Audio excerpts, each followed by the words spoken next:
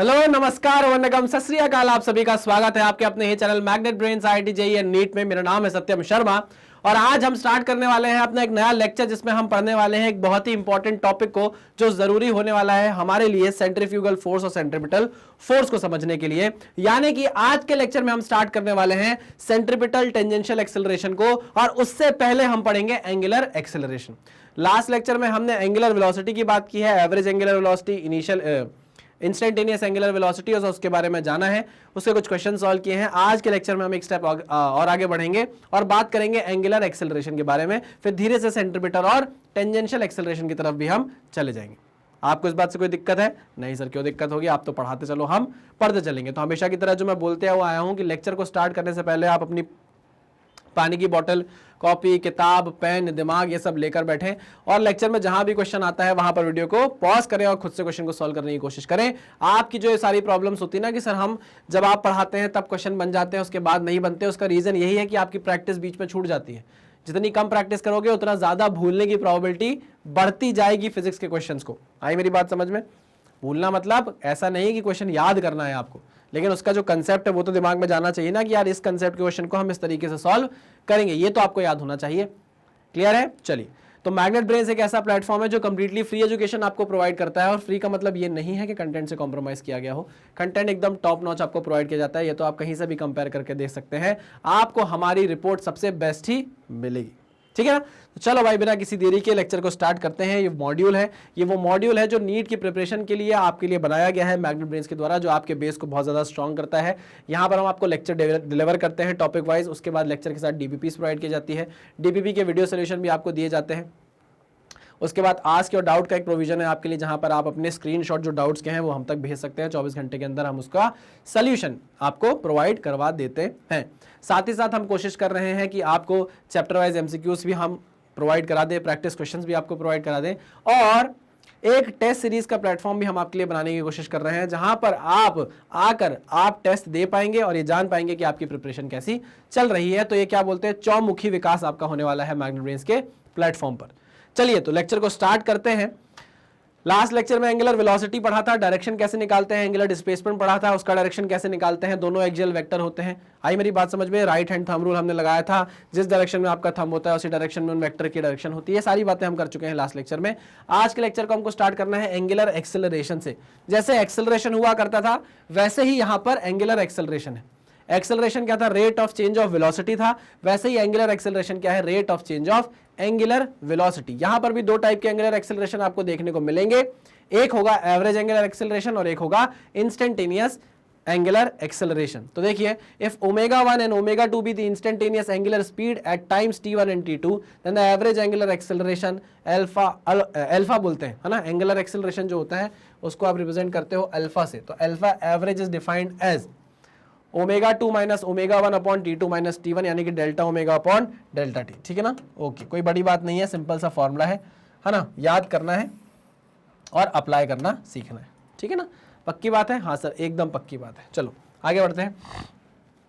ये जो आपने देखा है अल्फा का फॉर्मूला, ये एवरेज एक्सेलरेशन है। क्या है भाई? ये एवरेज एक्सेलरेशन है, एवरेज एक्सेलरेशन। अब तो आप बहुत अच्छे से समझ गए होंगे कि एवरेज जो बात बोली जाती है वो किसी इंटरवल के लिए बोली जाती है। जो डेल्टा टी है ये अच्छा खासा इंटरवल है आपके लिए। क्या है? ये अच्छा खासा इंटरवल है, ये इंस्टेंस नहीं है, बहुत छोटी वैल्यू नहीं है। डेल्टा टी की अच्छी खासी वैल्यू है। मतलब हो सकता है 10 सेकंड में, बताओ 10 सेकंड में इतनी एंगुलर वेलोसिटी में चेंज आया है, 15 सेकंड में इतनी एंगुलर वेलोसिटी में चेंज आया है, 5 सेकंड में इतनी एंगुलर वेलोसिटी में चेंज आया है। तो जो 5 सेकंड है, 10 सेकंड है, ये अच्छा खासा क्या है?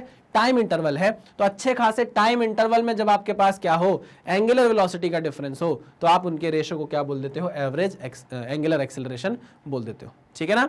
पक्की बात? हाँ सर, एकदम पक्की बात। दूसरा होता है इंस्टेंटेनियस एंगुलर एक्सेलरेशन। क्या? Instantaneous angular acceleration, instantaneous angular acceleration. If the limit delta T की क्या हो जाए? टेंड्स टू 0 हो जाए, तो हमारा जो एवरेज एक्सेलरेशन होता है वही हमारा इंस्टेंटेनियस एक्सेलरेशन, एंगुलर एक्सेलरेशन बन जाता है। It is the limit of average angular velocity as delta t approaches 0, angular acceleration. Angular velocity, sorry. ठीक है, क्या बोलना चाह रहा है वो कि आपकी जो एंगुलर वेलोसिटी है ये जिस डेल्टा टी में चेंज हो रही है ये बोलना चाह रहा है। अंग्रेजी का मतलब मैं आपको समझा दूं, मुझे भी पढ़ के लगा कि यार ये क्या बोल रहा है, बोल सही रहा है। वो ये बोल रहा है कि आपकी जो एंगुलर वेलोसिटी में चेंज आ रहा है, ये आपकी जो एंगुलर वेलोसिटी में चेंज आ रहा है, वो जिस टाइम इंटरवल में आ रहा था, अगर वो टाइम इंटरवल टेंड्स टू 0 हो जाए, बहुत छोटा हो जाए वो, तो फिर आपका जो एवरेज एंगुलर एक्सेलरेशन होता है वो इंस्टेंटेनियस एंगुलर एक्सेलरेशन बन जाता है। इस अंग्रेजी का मतलब ये है। आई बात समझ में? तो आपको जो ये मैथमेटिकली लिखकर बताया है वो यही लिखकर बता रहा है कि जो एंगुलर वेलोसिटी में चेंज ला रहे हो, जिस टाइम में ला रहे हो, वो जो टाइम इंटरवल है वो टेंड्स टू 0 हो जाए, यानी कि वो इंस्टेंस बन जाए। इसका क्या मतलब होता है? ये जो limit delta t tends to 0 लिख दिया, इसका मतलब ये होता है कि आप इंटरवल को इंस्टेंट में चेंज कर रहे हो। आप इंटरवल को चेंज कर रहे हो किसमें? इंस्टेंस में, बहुत छोटे टाइम में। इसका मतलब ये होता है मैथमेटिकली। ठीक है, ओके, समझ में आ गया। The angular acceleration is defined as the rate of change of angular velocity. पक्की बात है? हाँ सर, तो आप बोल सकते हो alpha i is equals to d omega by d t या d square theta by d t square. वही सेम चीज है यार, सेम चीज है, double differentiation of theta with respect to time. अच्छा, एक फॉर्मूला आपको और याद होगा एक्सेलरेशन का, लीनियर एक्सेलरेशन का। वो क्या होता था? v dv बाई dx, याद है? v dv बाई dx, ये फॉर्मूला याद है? तो देखो वहां पर लीनियर वेलोसिटी थी, यहां पर एंगुलर वेलोसिटी हो गई। ठीक है ना? ये देखो, तो v की जगह आपको ओमेगा देखने को मिल गया, dv की जगह आपको डी ओमेगा देखने को मिल गया, और dx की जगह वहां पर लीनियर डिस्प्लेसमेंट होता था, यहाँ एंगुलर डिस्प्लेसमेंट है, तो dx की जगह d थीटा हो गया। तो ये फॉर्मूला भी आपको क्या करना है भाई? याद रखना है। कुछ भी ऐसे इसमें हार्ड एंड फास्ट रूल नहीं है, कोई भी ऐसा रॉकेट साइंस नहीं है जो आपको समझ में ना आए। चलिए आगे बढ़े, आगे बढ़ते हैं। आओ, कुछ इंपॉर्टेंट पॉइंट्स है। Units of angular acceleration is radian per second square. Angular acceleration की जो यूनिट होती है वो होती है रेडियन पर सेकेंड स्क्वायर। ठीक है, okay. Dimension formula is t to the power -2। Okay, if alpha is 0 circular motion is said to be uniform. इसका क्या मतलब हुआ? आइए देखिए, हम जब सर्कुलर मोशन की बात करेंगे तो दो टाइप के सर्कुलर मोशन हमको देखने होंगे। एक होगा यूनिफॉर्म सर्कुलर मोशन और एक होगा नॉन यूनिफॉर्म सर्कुलर मोशन। एक होगा यूनिफॉर्म सर्कुलर मोशन, एक होगा नॉन यूनिफॉर्म सर्कुलर मोशन। मान लीजिए ये रेडियस है, ठीक है ना, यहाँ पर आपका पार्टिकल है, ये पार्टिकल क्या कर रहा है? यूनिफॉर्म सर्कुलर मोशन एग्जीक्यूट कर रहा है। जरा देख लीजिए, वैसे तो नाम से आप समझ गए होंगे लेकिन फिर भी देख लीजिए, आगे जाके समझाऊंगा अभी बहुत अच्छे से। Uniform circular motion, uniform circular motion, ठीक है ना। यहां पर जो पार्टिकल है इसके पास मान लीजिए v वेलोसिटी है, ठीक, ओके। ये पार्टिकल थोड़े टाइम बाद यहां आ गया, इसके पास इस डायरेक्शन में अभी भी कितनी वेलोसिटी है? v वेलोसिटी है। मान लीजिए अगर ये 5 मीटर पर सेकंड है तो यहां भी कितनी है? 5 मीटर पर सेकंड है। थोड़े टाइम बाद भाई पार्टिकल इधर आ गया, है ना, इसके पास वेलोसिटी मैंने देखी अभी भी कितनी है? v है। और थोड़ी देर पार्टिकल इधर आ गया, फिर मैंने यहाँ पर वेलोसिटी देखी, यहाँ भी वेलोसिटी कितनी है? v है। क्योंकि बात यहाँ यूनिफॉर्म सर्कुलर मोशन की हो रही है, तो ये बात याद रखिएगा कि हर जगह वेलोसिटी का जो मैग्नीट्यूड है वो क्या है? कांस्टेंट है। वेलोसिटी का मैग्नीट्यूड क्या है? कांस्टेंट है। वेलोसिटी का मैग्नीट्यूड बोल रहा हूं। अच्छा, याद करो, अगर आप वेलोसिटी की बात कर रहे थे तो velocity is a vector quantity. Velocity को डिफाइन करने के लिए हमें चाहिए एक तो मैग्नीट्यूड, और दूसरी चीज जो जरूरी है वो क्या है? बताओ मुझे, डायरेक्शन। एक तो हमको जरूरी है क्या? मैग्नीट्यूड, और एक क्या जरूरी है? डायरेक्शन। तो भाई वेलोसिटी का मैग्नीट्यूड तो चेंज नहीं हो रहा, हर जगह वेलोसिटी का मैग्नीट्यूड क्या है? बराबर बना हुआ है, बट डायरेक्शन तो चेंज हो रही है ना। हाँ सर, डायरेक्शन तो चेंज हो रही है, ओके। तो अगर वेलोसिटी की डायरेक्शन भी चेंज हो रही है तो भी हम बोलेंगे कि वेलोसिटी क्या है? चेंज हो रही है। यानी कि वेलोसिटी वेक्टर हर जगह बराबर नहीं है। Velocity vector is not constant. Velocity vector constant नहीं है किसमें? यूनिफॉर्म सर्कुलर मोशन में। बट वेलोसिटी वेक्टर का जो मैग्नीट्यूड है वो क्या है? कांस्टेंट है। हर जगह आप किसी भी पॉइंट पर चेक कर लो यूनिफॉर्म सर्कुलर मोशन में। अच्छा, अगर वेलोसिटी चेंज हो रही है, वेलोसिटी हर जगह कांस्टेंट नहीं है, देखो ना, वेलोसिटी वेक्टर हर जगह अलग अलग है, वेक्टर हर जगह अलग अलग है। मतलब वेलोसिटी अगर चेंज हो रही है तो इसका मतलब यह है कि यार टाइम के साथ अगर वेलोसिटी चेंज हो गई तो ऑब्वियस सी बात है कि एक्सेलरेशन एग्जिस्ट कर रहा होगा। बिल्कुल सही कह रहे हैं, बिल्कुल सही कह रहे हैं। अगर आप इस वेलोसिटी को v1 बोलते हैं, इस वेलोसिटी को v2 बोलते हैं, मान लो, तो आप ऐसा भी बोल सकते हो कि वेलोसिटी 1 का जो वेक्टर है का मैग्नीट्यूड है और वेलोसिटी 2 का जो मैग्नीट्यूड है वो बराबर है, इस तरीके से भी बोल सकते हो। बस डायरेक्शन क्या है, अलग अलग है, मैग्नीट्यूड बराबर है। अब क्योंकि यहां पर वेक्टर के कारण वेलोसिटी वेक्टर हर जगह एक जैसा नहीं है, मतलब वेलोसिटी वेक्टर जो है वो चेंज हो रहा है विद रिस्पेक्ट टू टाइम, तो यहां पर क्या एग्जिस्ट करेगा, एक्सेलरेशन एग्जिस्ट करेगा। समझना मेरी बात, ओके। क्योंकि ये यूनिफॉर्म सर्कुलर मोशन है, मेरी बात ध्यान से सुनना, यूनिफॉर्म सर्कुलर मोशन है, तो यहां पर जो ओमेगा है बेटा, क्या है, जो ओमेगा है, मान लो इस डायरेक्शन में, डायरेक्शन तो ओमेगा का वैसे ये होगा, ठीक है ना, पार्टिकल ऐसे घूम रहा है तो मैंने बता दिया इस तरीके से घूम रहा है आपका पार्टिकल, ठीक। तो आप ये देखिए जो ओमेगा है ये क्या रहेगा, कांस्टेंट रहने वाला है। क्यों, अभी आपने एंगुलर एक्सेलरेशन पढ़ा कि अगर ओमेगा में चेंज आ रहा है विद रिस्पेक्ट टू टाइम तो आप बोलोगे कि एंगुलर एक्सेलरेशन है। अरे हाँ कि ना, एंगुलर एक्सेलरेशन होने का मतलब क्या है, अगर अल्फा एग्जिस्ट करता है, अल्फा अगर एग्जिस्ट करता है तो this means omega will change with respect to time, omega will change with respect to time. अब वो चेंज कैसा हो रहा है, बढ़ रहा है, घट रहा है, वो बात की बात है, लेकिन अगर अल्फा एग्जिस्ट करता है, अगर एंगुलर एक्सेलरेशन एग्जिस्ट करता है तो ये बात पक्की है कि ओमेगा में, एंगुलर वेलोसिटी में चेंज आएगा, ये बात पक्की है, ठीक। हमने यहां पर आपसे बोला कि सुनो ना, v क्या है, v का मैग्नीट्यूड क्या है, हर जगह कांस्टेंट है, वेलोसिटी का मैग्नीट्यूड हर जगह कांस्टेंट है, तो वेलोसिटी का जो मैग्नीट्यूड होता है बेटा वो क्या होता है, r इंटू ओमेगा से निकालते हो आप, नहीं, वेलोसिटी का जो मैग्नीट्यूड है r ओमेगा से ही तो निकलता है। हाँ सर बिल्कुल सही कह रहे हो आप, आपने बोला कि जो वेलोसिटी वेक्टर का मैग्नीट्यूड है वो हर जगह कांस्टेंट होता है, किसमें, यूनिफॉर्म सर्कुलर मोशन में। तो इसका मतलब ये है कि जो r ओमेगा है वो भी हर जगह क्या होगा, कांस्टेंट होगा। अरे हाँ कि ना, रेडियस तो वैसे भी हर जगह कांस्टेंट होने वाली है क्योंकि सर्कुलर मोशन है, हर जगह रेडियस कांस्टेंट होने वाली है। सो दिस इंप्लाइज ओमेगा भी क्या होगा, कांस्टेंट ही रहने वाला है, किसमें, यूनिफॉर्म सर्कुलर मोशन में। यूनिफॉर्म सर्कुलर मोशन में आप देखिए वेलोसिटी का मैग्नीट्यूड कांस्टेंट है, इसका मतलब यह है कि ओमेगा भी क्या है, कांस्टेंट है।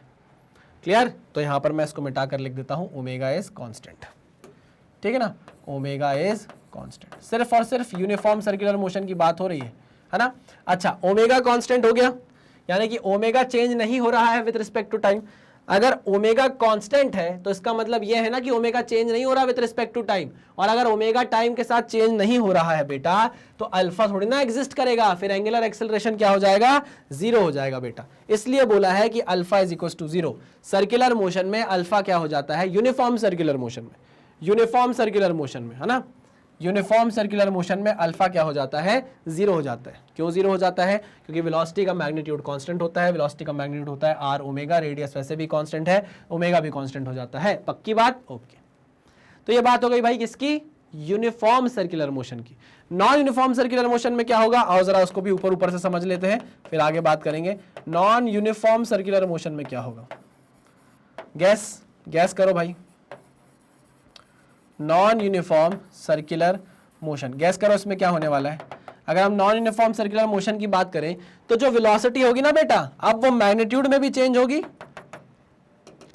और डायरेक्शन में तो वैसे भी चेंज हो रही है। ये आपका पार्टिकल है, इसकी वेलोसिटी यहाँ v1 वेक्टर, ठीक, यहाँ पर वेलोसिटी v2 वेक्टर, ठीक, यहाँ पर वेलोसिटी v3 वेक्टर और यहाँ पर वेलोसिटी v4 वेक्टर, यहाँ पर वेलोसिटी v4 वेक्टर, ठीक है ना, v1 vector, v2 vector, v3 vector, v4 vector. ये चार जगह पे हमने देखा तो वेलोसिटी का हमको मैग्नीट्यूड तो अलग दिखा, डायरेक्शन तो अलग दिख ही रही थी, पहले भी हमको डायरेक्शन अलग दिख रही थी, अब यहाँ मैग्नीट्यूड भी क्या हो गया, अलग अलग हो गया। पक्की बात, हाँ सर। तो आप ये बोल सकते हो कि वेलोसिटी 1 का magnitude is not equal to velocity 2 का magnitude is not equal to velocity 3 का magnitude is not equal to velocity 4 का मैग्नीट्यूड। आई मेरी बात समझ में, हाँ पक्का 100%। चलो गुड,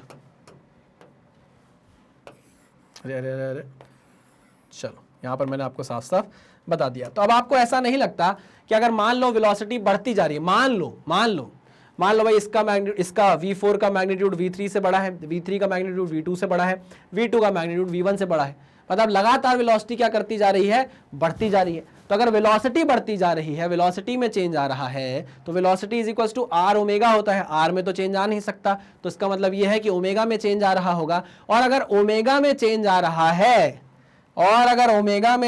रहा है, omega is not constant here, omega is not constant here, मतलब omega is changing with time. और अगर ओमेगा टाइम के साथ चेंज हो रहा है मतलब क्या है भैया, अल्फा एग्जिस्ट करता है, अल्फा एग्जिस्ट करता है। अगर ओमेगा कांस्टेंट नहीं है, if omega is not constant, if omega is not constant, this implies alpha exists, alpha exists, alpha exist करता है, अल्फा जीरो नहीं है। तो यूनिफॉर्म सर्कुलर मोशन में अल्फा जीरो होता है, कहां गया, यहां लिख देता हूं मैं, यूनिफॉर्म सर्कुलर मोशन में अल्फा जीरो होता है और नॉन यूनिफॉर्म सर्कुलर मोशन में अल्फा नॉन जीरो होता है, अल्फा की वैल्यू एग्जिस्ट करती है। ठीक है ना, तो ये हमने क्या कर ली भाई, ऊपरी ऊपरी बातें कर ली, अभी और भी बातें करेंगे, टेंशन बिल्कुल भी मत लो। ठीक, बस इतना समझ लो कि एंगुलर एक्सेलरेशन कब आपको देखने को मिलेगा, पक्का, ओके, और समझेंगे, बिल्कुल मत डरो, बिल्कुल मत डरो। तैयार?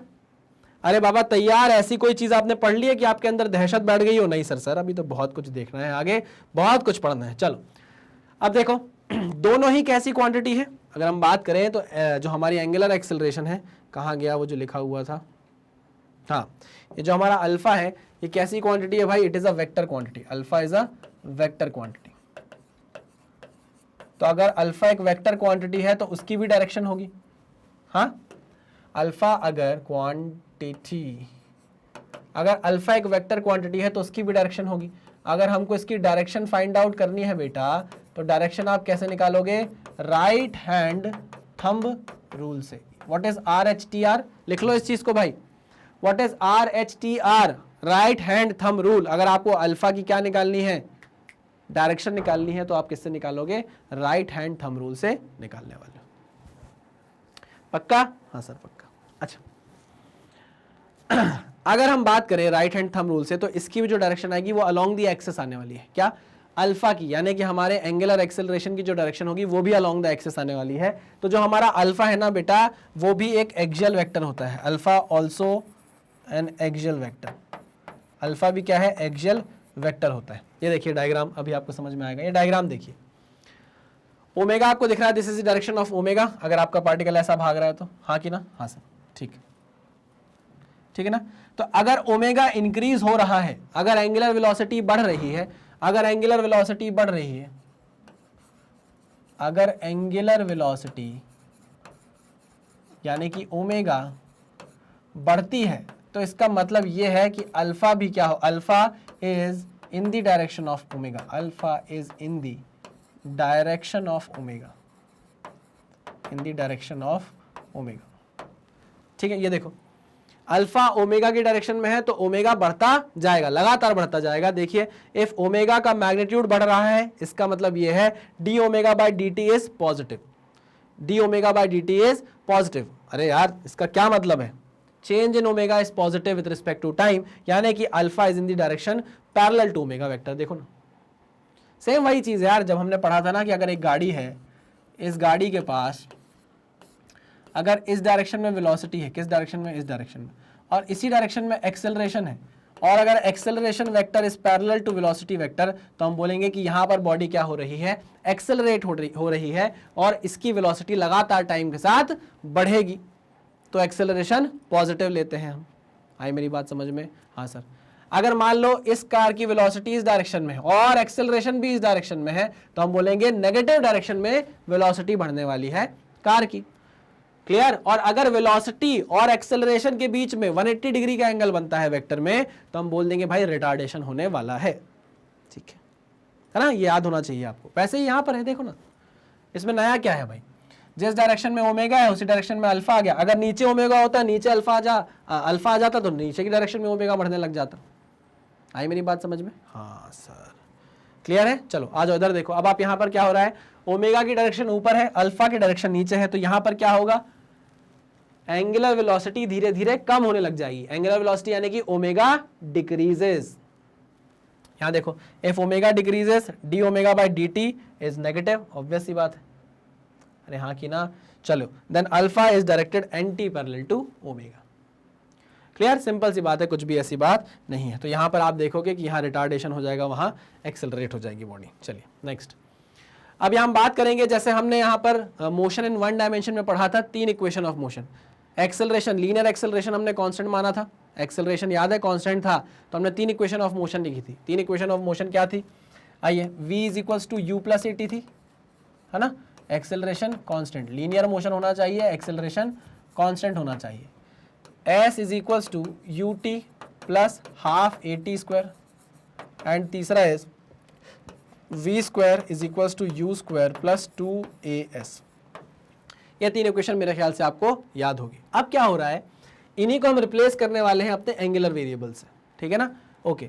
ओमेगा नॉट हो जाएगा इनिशियल एंगुलर वेलोसिटी, मतलब जो पहले u हुआ करता था अब वो क्या हो जाएगा ओमेगा नॉट, ओके।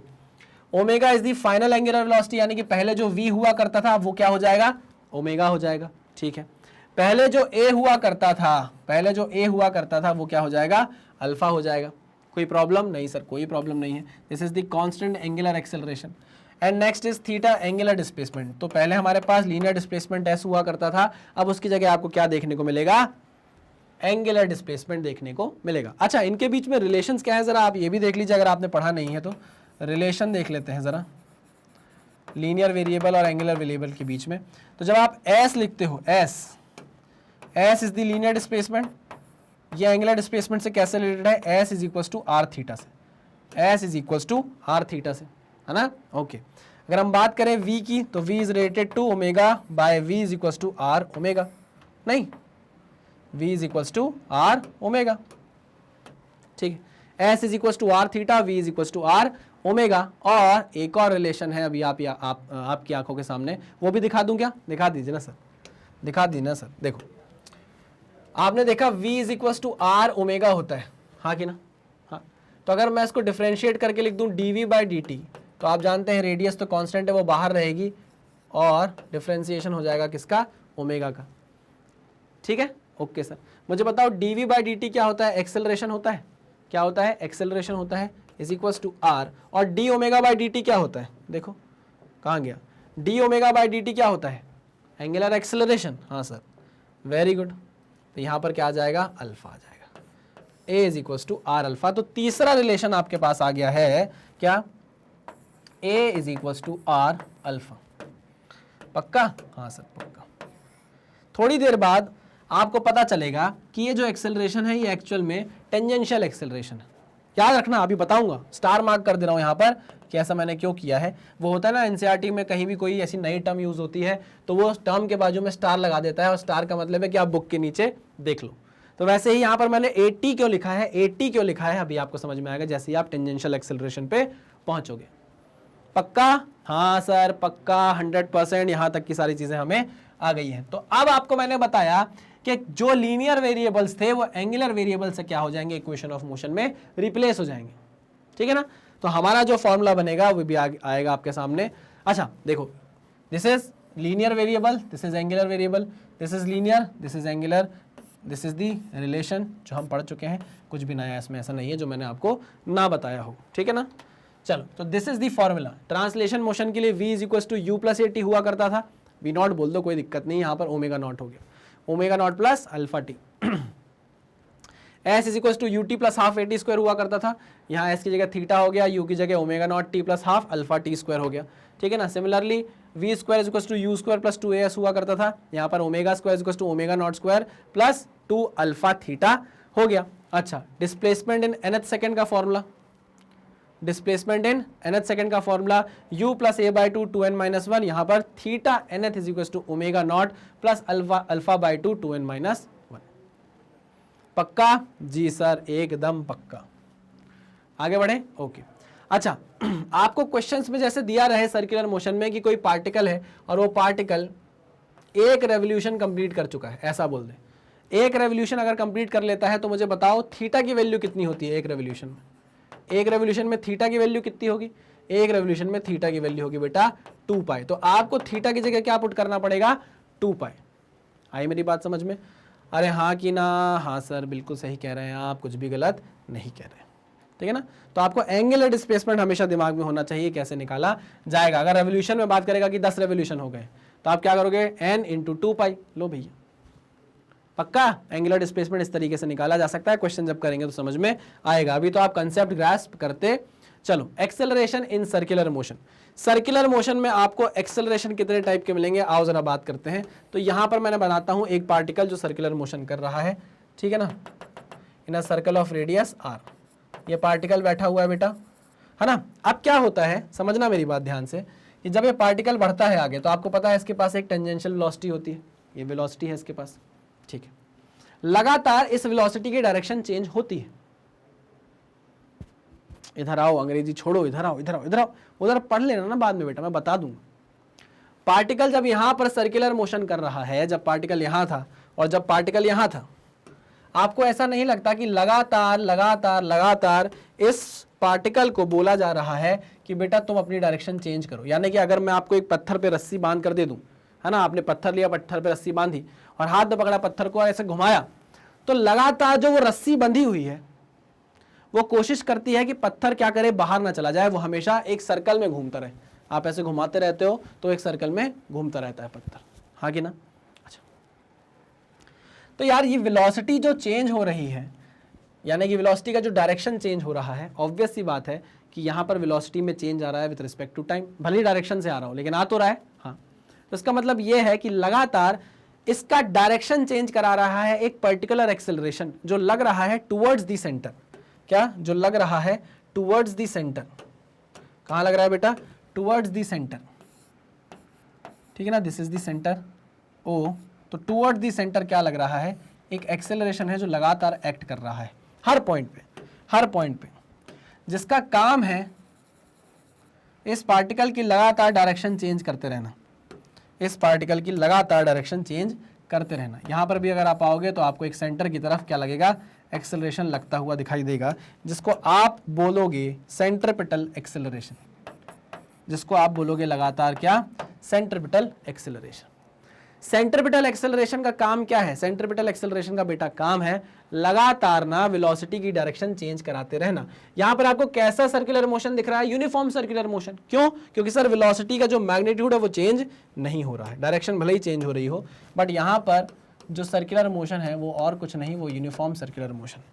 और बात करेंगे, अंग्रेजी पढ़ो पहले, टेंजेंशियल एक्सेलरेशन अभी मत पढ़ो, है ना, ऐसे मैं बोलूंगा तो मान तो नहीं लोगे, तुम लोग इतने शरीफ तो नहीं हो, लेकिन मत पढ़ो अभी, मैं समझाऊंगा तब सारी चीजें आपको बता दूंगा।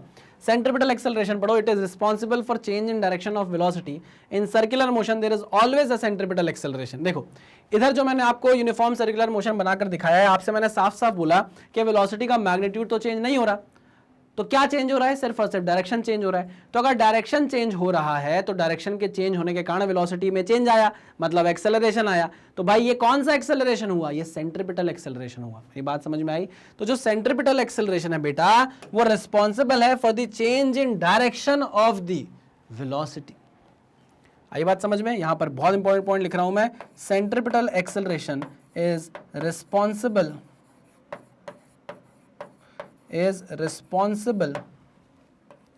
for change in the direction of velocity, for change in the direction of velocity, change in the direction of velocity। ये बात अपने दिमाग में सिर्फ नहीं, उसी तरीके से डाल लो जिस तरीके से वो कहानी थी ना जो घर वाले सुनाते थे, नानी और दादी सुनाती थी, एक था राजा एक थी रानी। शुभम भाई, एक था राजा एक थी रानी, आगे क्या था, दोनों मर गए खत्म कहानी, दोनों मर गए खत्म कहानी। देखो शुभम भाई को भी पता है। तो अगर एक था राजा एक थी रानी, दोनों मर गए खत्म कहानी, ये बात आपको याद है, तो वैसे ही याद आपको ये भी हो जाना चाहिए कि जो सेंट्रिपिटल एक्सेलरेशन होता है बेटा, उसको सिर्फ और सिर्फ लेना देना होता है डायरेक्शन ऑफ वेलोसिटी से। सेंट्रिपिटल एक्सेलरेशन चाहता है कि जो वेलोसिटी है उसकी डायरेक्शन लगातार चेंज होती रहे ताकि सर्कुलर मोशन बरकरार बना रहे, मैग्नीट्यूड से कोई लेना देना नहीं। सेंट्रिपिटल एक्सेलरेशन को मैग्नीट्यूड से कोई लेना देना नहीं है, वो सिर्फ और सिर्फ डायरेक्शन पर ध्यान देता है, लगातार कोशिश करता रहता है कि भाई पार्टिकल की डायरेक्शन चेंज होती रहे ताकि वो लगातार किस में बना रहे, सर्कुलर मोशन में बना रहे। पक्का? हाँ सर पक्का। क्लियर? हाँ सर क्लियर। चलो, तो ये बात आपको समझ में आ गई। अच्छा, तो एक बात बताओ, अगर सर्कुलर मोशन हो रहा है बेटा, अगर सर्कुलर मोशन एग्जिस्ट करता है, अगर सर्कुलर मोशन एग्जिस्ट करता है, अगर सर्कुलर मोशन एग्जिस्ट करता है, तो आप मुझे बताइए क्या हमेशा सर्कुलर मोशन में सेंट्रिपिटल एक्सेलरेशन रहेगा।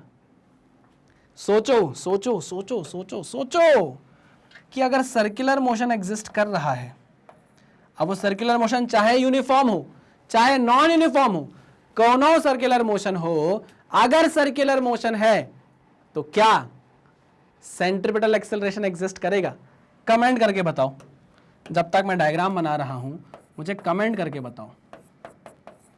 बताओ।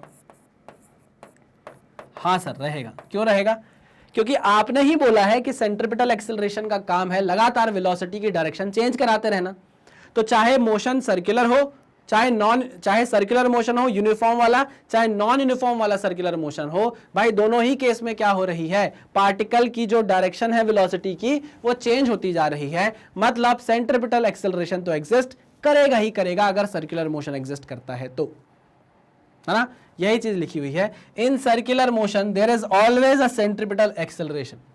इन circular motion there is always in circular motion, अब वो यूनिफॉर्म हो चाहे नॉन यूनिफॉर्म हो, in circular motion there is always AC centripetal acceleration. अच्छा, सेंट्रिपिटल एक्सेलरेशन को बेटा रेडियल एक्सेलरेशन भी बोला जाता है। क्या बोला जाता है? रेडियल एक्सेलरेशन भी बोला जाता है। इस बात को भी आप ध्यान रखिएगा। ठीक, पक्का? हाँ सर पक्का। तो चलो, अगर आपको ये समझ में आ गया तो फटाफट हम इसका फॉर्मूला भी देख लेते हैं यार। तो जो सेंट्रिपिटल एक्सेलरेशन का फॉर्मूला है बेटा, भूलेंगे नहीं हम, AC is equals to v²/r या फिर r ओमेगा स्क्वायर या फिर v ओमेगा। अरे हाँ कि ना? इसको आप क्या करोगे? फॉर्मूला बनाकर अपने दिमाग में बैठा लोगे, है ना? कैसे आया भैया? अब देखो, v को आप लिख सकते हो r ओमेगा, है ना? यहाँ पर स्मॉल r कर दिया मैंने, इसको कैपिटल R कर दूं, आप कंफ्यूज मत हो जाना, नहीं तो बोलोगे सर वहाँ स्मॉल r था यहाँ कैपिटल R। ठीक, ये लो, कोई दिक्कत? v की जगह आप पुट कर सकते हो r omega, r square omega square हो जाएगा, अपॉन r से कट जाएगा तो एक ही r बचेगा, r ओमेगा स्क्वायर। क्लियर है? इसी को आप तोड़ मरोड़ के लिख लोगे तो यहाँ पर r ओमेगा को आप क्या लिख सकते हो? v लिख सकते हो, तो v इंटू ओमेगा हो जाएगा। तो ये फॉर्मूला है जो आपको क्या करना है भाई? याद करना है। अच्छा, ये जो AC है बेटा, इसकी यूनिट क्या होगी? हाँ, ये जो AC है बेटा, ये कैसा एक्सेलरेशन है बेटा? ये लीनियर एक्सेलरेशन है। ये दोनों ही एक्सेलरेशन, जो टेंजेंशियल और सेंट्रिपिटल एक्सेलरेशन है बेटा, ये दोनों क्या है? लीनियर एक्सेलरेशन है। इसको आप रिप्रेजेंट करोगे AT से, इसको आप रिप्रेजेंट करोगे AC से, और कई लोग इसको AR से भी रिप्रेजेंट करते हैं, रेडियल एक्सेलरेशन। ठीक है ना? दोनों की ही यूनिट क्या है? मीटर पर सेकेंड स्क्वायर है बेटा, मीटर पर सेकेंड स्क्वायर। ये बात भूलना नहीं, दोनों ही लीनियर एक्सेलरेशन है, मीटर पर सेकेंड स्क्वायर। आई बात समझ में? देखो ना, वेलोसिटी क्या होती है? मीटर पर सेकेंड। ओमेगा क्या होता है? रेडियन पर सेकेंड, तो मीटर पर सेकेंड स्क्वायर। पक्का? हाँ सर पक्का, 100%। तो जो AC है, दिस इज लीनियर एक्सेलरेशन बेटा, दिस इज लीनियर एक्सेलरेशन। बच्चे बड़े बड़े कंफ्यूज रहते हैं बहुत दिन तक, उनको लगता है कि अगर एंगुलर एक्सेलरेशन था तो भैया एंगुलर एक्सेलरेशन था वो तो भैया वहाँ रेडियन पर सेकेंड स्क्वायर की यूनिट रखता था, तो ये भी रेडियन पर सेकेंड स्क्वायर की यूनिट रखेगा। ना ना ना ना, ये लीनियर एक्सेलरेशन है। लगातार देखो कहाँ लग रहा है? टुवर्ड्स दी सेंटर लग रहा है। कहाँ लग रहा है? इसकी डायरेक्शन टुवर्ड्स दी सेंटर है। पक्का? पक्का? हाँ सर। अच्छा, अगर हम बात करें तो AC is a vector quantity, पक्की बात है। AC इज ऑलवेज कांस्टेंट, ऐसा बोल सकते हैं क्या? देखो क्यों? क्योंकि हमेशा फॉर्मूला AC का क्या है? v²/r, या तो v²/r है या r ओमेगा स्क्वायर है या v ओमेगा है। तो हम बोल सकते हैं कि AC वेक्टर क्या है? हमेशा कांस्टेंट है। देखो टुवर्ड्स दी सेंटर है हर जगह। देखो, अरे हाँ कि ना? हाँ कि ना? हाँ सर, गलत। AC वेक्टर कांस्टेंट नहीं होता बेटा, AC वेक्टर का मैग्नीट्यूड कांस्टेंट है। AC वेक्टर का मैग्नीट्यूड कांस्टेंट है, और वो किसके बराबर है बेटा? इसके बराबर है। आई मेरी बात समझ में? क्योंकि डायरेक्शन तो हमेशा अलग है ना एक्सेलरेशन की बेटा। बेटा बेटा बेटा बेटा बेटा AC vector is not constant, उसकी तो डायरेक्शन हमेशा चेंज हो रही है ना। नहीं आई बात समझ में? दिखाऊं डायग्राम? दिखाऊं? ये देखो, ये डायग्राम देखो। एक देखो, पहले डायरेक्शन यहाँ थी, फिर डायरेक्शन यहाँ है, फिर डायरेक्शन यहाँ है, फिर डायरेक्शन यहाँ है। लगातार एक्सेलरेशन वेक्टर की, सेंट्रिपिटल एक्सेलरेशन वेक्टर की डायरेक्शन चेंज हो रही है। तो हम ये नहीं बोल सकते कि वेक्टर हमेशा कांस्टेंट है बेटा, वेक्टर का मैग्नीट्यूड कांस्टेंट बना हुआ है। क्यों मैग्नीट्यूड कांस्टेंट बना हुआ है? क्योंकि यहां पर ओमेगा चेंज नहीं हो रहा है, यूनिफॉर्म सर्कुलर मोशन है। समझो मेरी बात को। अच्छा, और क्या? नहीं? क्लियर? जी सर, एकदम क्लियर। अभी हमने सिर्फ और सिर्फ यूनिफॉर्म सर्कुलर मोशन की बात की है ना? अभी हम ये बात कर लो, ध्यान से दिमाग में डाल लो कि अभी हम ओमेगा के मैग्नीट्यूड चेंज होने की बात नहीं कर रहे। अभी यहां पर हमने ओमेगा के मैग्नीट्यूड चेंज होने की बात नहीं की है। हाँ, लिख देता हूं। हेयर ओमेगा का magnitude is not changing at all, is not changing at all, is not changing at all. हमेशा क्या है, अभी यहाँ पर आपका जो मैग्नीट्यूड है वो कांस्टेंट बना हुआ है। क्या आपको इस बात से कोई दिक्कत है? नहीं सर, क्यों दिक्कत होगी? एक एक करके पढ़ेंगे ना बेटा। अभी डायरेक्शन चेंज कराया, धीरे से मैग्नीट्यूड भी चेंज कराएंगे, छोड़ेंगे थोड़ी ना, सब कुछ पढ़ेंगे, सब कुछ पढ़ेंगे। ठीक है, यूनिट है मीटर पर सेकेंड स्क्वायर, फॉर्मूला है v square by r is equal to r omega square is equal to v omega. इससे आपका मैग्नीट्यूड निकलेगा। डायरेक्शन तो आप देख ही रहे हैं, डायरेक्शन क्या है, हमेशा टुवर्ड्स दी सेंटर रहेगी। किसकी? सेंट्रीपिटल एक्सेलरेशन की। ओके, सेंट्रीपिटल एक्सेलरेशन को किससे लेना देना होता है? सेंट्रीपिटल एक्सेलरेशन को किससे लेना देना होता है? सिर्फ और सिर्फ वेलोसिटी के डायरेक्शन से। वेलोसिटी के मैग्नीट्यूड से सेंट्रीपिटल एक्सेलरेशन को कोई लेना देना नहीं है ना? ये बात हम अपने दिमाग में बहुत अच्छे से बैठा लेते हैं स्टार लगाकर कि if circular motion exist, if circular motion is there, if circular motion exists, if circular motion exist, बताओ, centripetal acceleration AC will exist, AC will exist, AC will exist। बहुत बढ़िया, शानदार, एक नंबर, जबरदस्त। आहा, इसको करो डब्बे में बंद। चलिए, क्लियर, बहुत अच्छा, समझ में आ गया। तो सेंट्रीपिटल एक्सेलरेशन में अब मेरे ख्याल से आपको कोई डाउट नहीं रहने वाला है। सेंट्रीपिटल एक्सेलरेशन हमेशा एग्जिस्ट करता है अगर सर्कुलर मोशन एग्जिस्ट करता है, भले ही सर्कुलर मोशन यूनिफॉर्म हो, नॉन यूनिफॉर्म हो।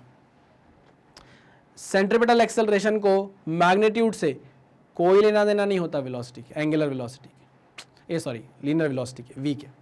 आपका जो सेंट्रीपिटल एक्सेलरेशन है वो हमेशा v की डायरेक्शन चेंज कराएगा, हमेशा v की क्या करेगा? डायरेक्शन चेंज कराएगा। ओमेगा नहीं, v की डायरेक्शन क्या करेगा? हमेशा चेंज कराएगा। ठीक है, आई बात समझ में? हाँ sir, okay okay okay, nice. चलो तो आगे बढ़े, क्वेश्चन करेंगे, टेंशन मत लो, पढ़ लेते हैं, फिर हम क्वेश्चंस की तरफ बढ़ेंगे।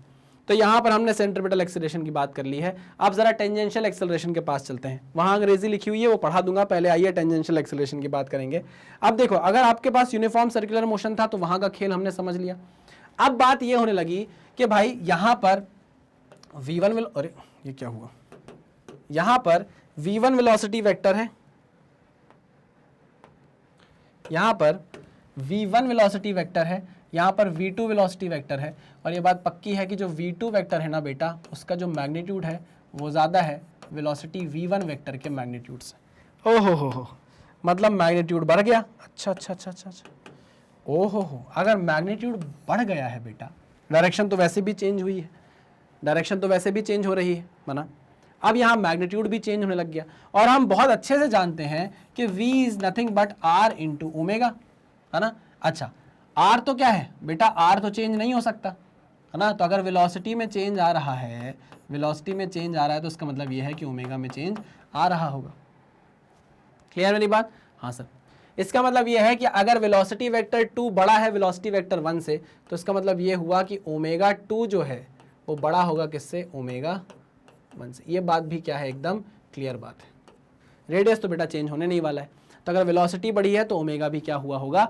बढ़ा होगा। अरे यार, और अगर ओमेगा बढ़ गया तो इसका मतलब यह है कि ओमेगा में टाइम के साथ चेंज आ गया, और अगर ओमेगा में टाइम के साथ चेंज आ गया तो क्या आ जाता है? एंगुलर एक्सेलरेशन आ जाता है दादा। क्या आ जाता है? एंगुलर एक्सेलरेशन आ जाता है। समझ में आया? अभी पढ़ा था हमने, ठीक? अच्छा, अगर ओमेगा में चेंज आ रहा है, समझना मेरी बात, ओमेगा अगर बढ़ रहा है तो r से मल्टीप्लाई होकर वेलोसिटी भी बढ़ रही है। आपने देखा ना कि v2 का जो मैग्नीट्यूड है वो v1 से क्या हो गया? ज़्यादा हो गया। अच्छा, वेलोसिटी बढ़ रही है। अच्छा, दिस इज टेंजेंशियल वेलोसिटी। अच्छा, वेलोसिटी अगर बढ़ती है तो इसका मतलब यह है कि वेलोसिटी की डायरेक्शन में एक एक्सेलरेशन भी होगा, तभी तो वेलोसिटी बढ़ी है।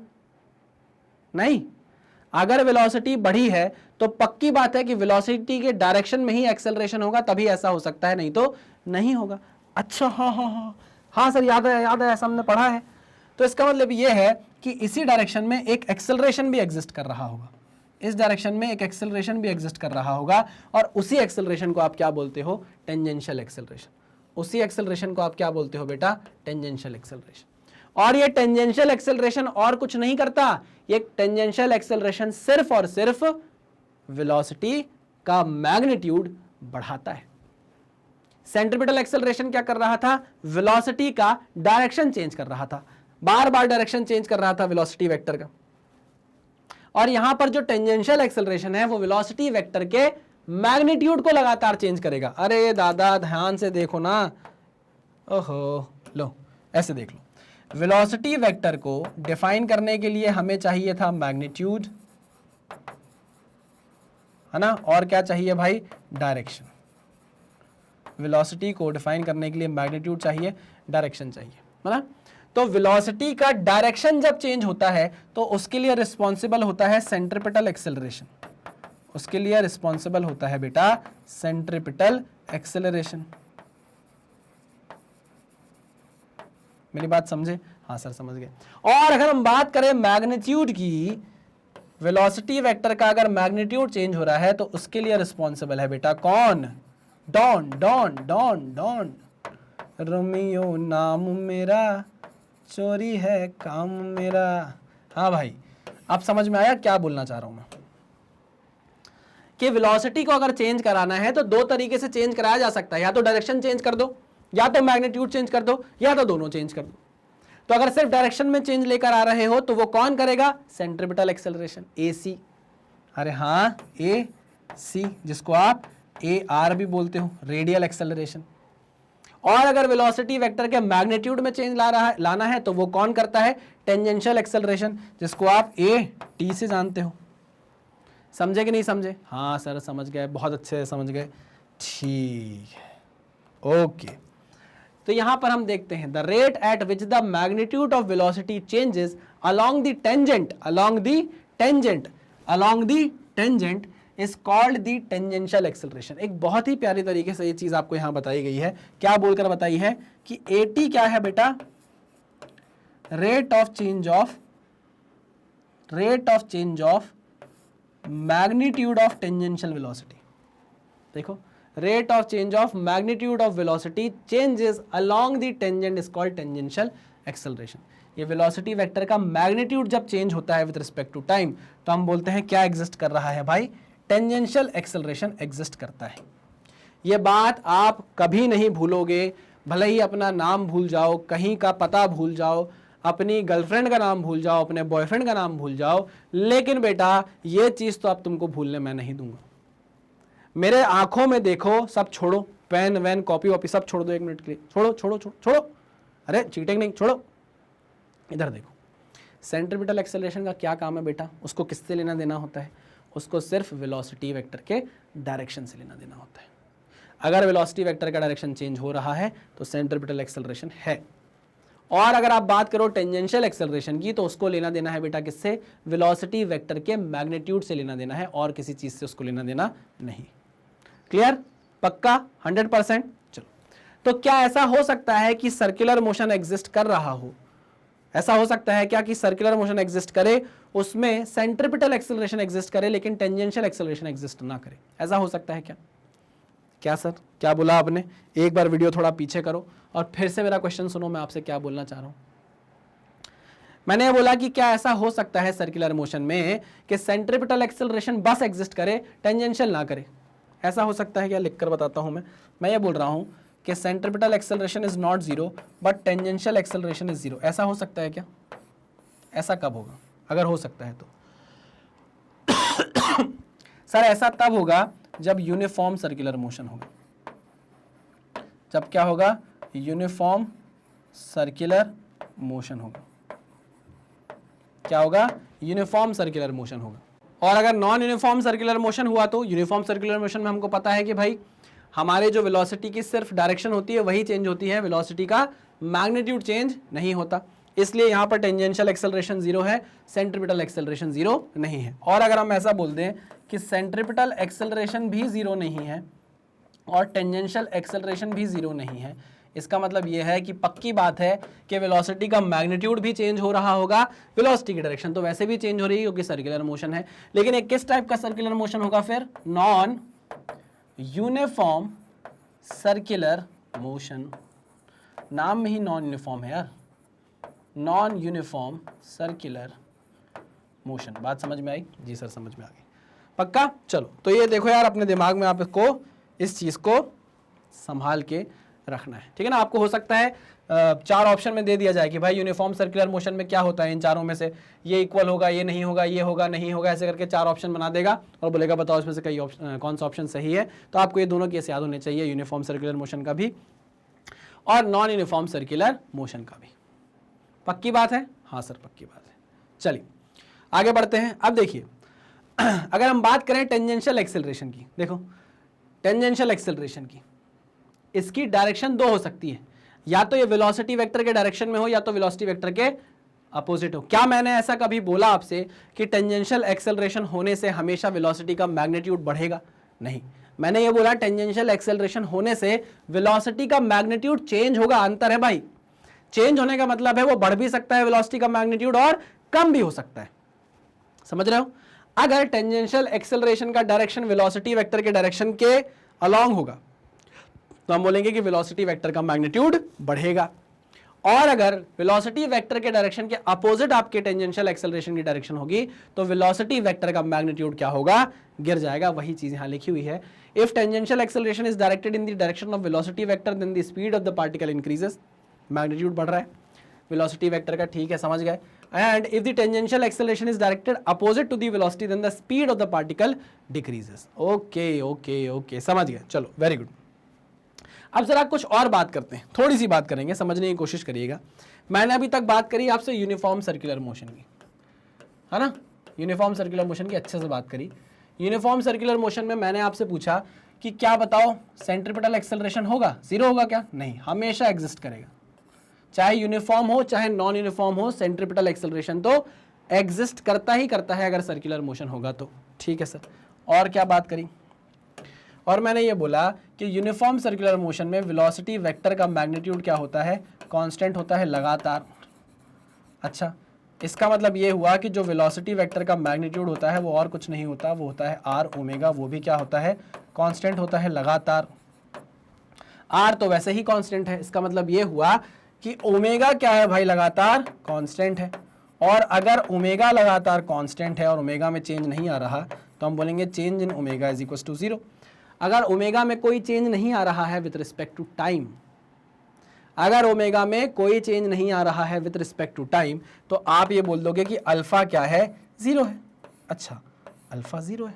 अच्छा, अगर वेलोसिटी वेक्टर का मैग्नीट्यूड कांस्टेंट बना हुआ है, ध्यान से सुनो मेरी बात, अगर वेलोसिटी वेक्टर का मैग्नीट्यूड कांस्टेंट बना हुआ है तो मुझे बताओ वेलोसिटी वेक्टर के मैग्नीट्यूड को कौन सा एक्सेलरेशन देखता है?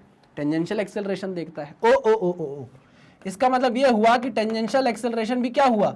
0 हुआ यूनिफॉर्म सर्कुलर मोशन में। हाँ सर, यूनिफॉर्म सर्कुलर मोशन में अल्फा 0 है ना। This is angular variable Baba, this is angular variable.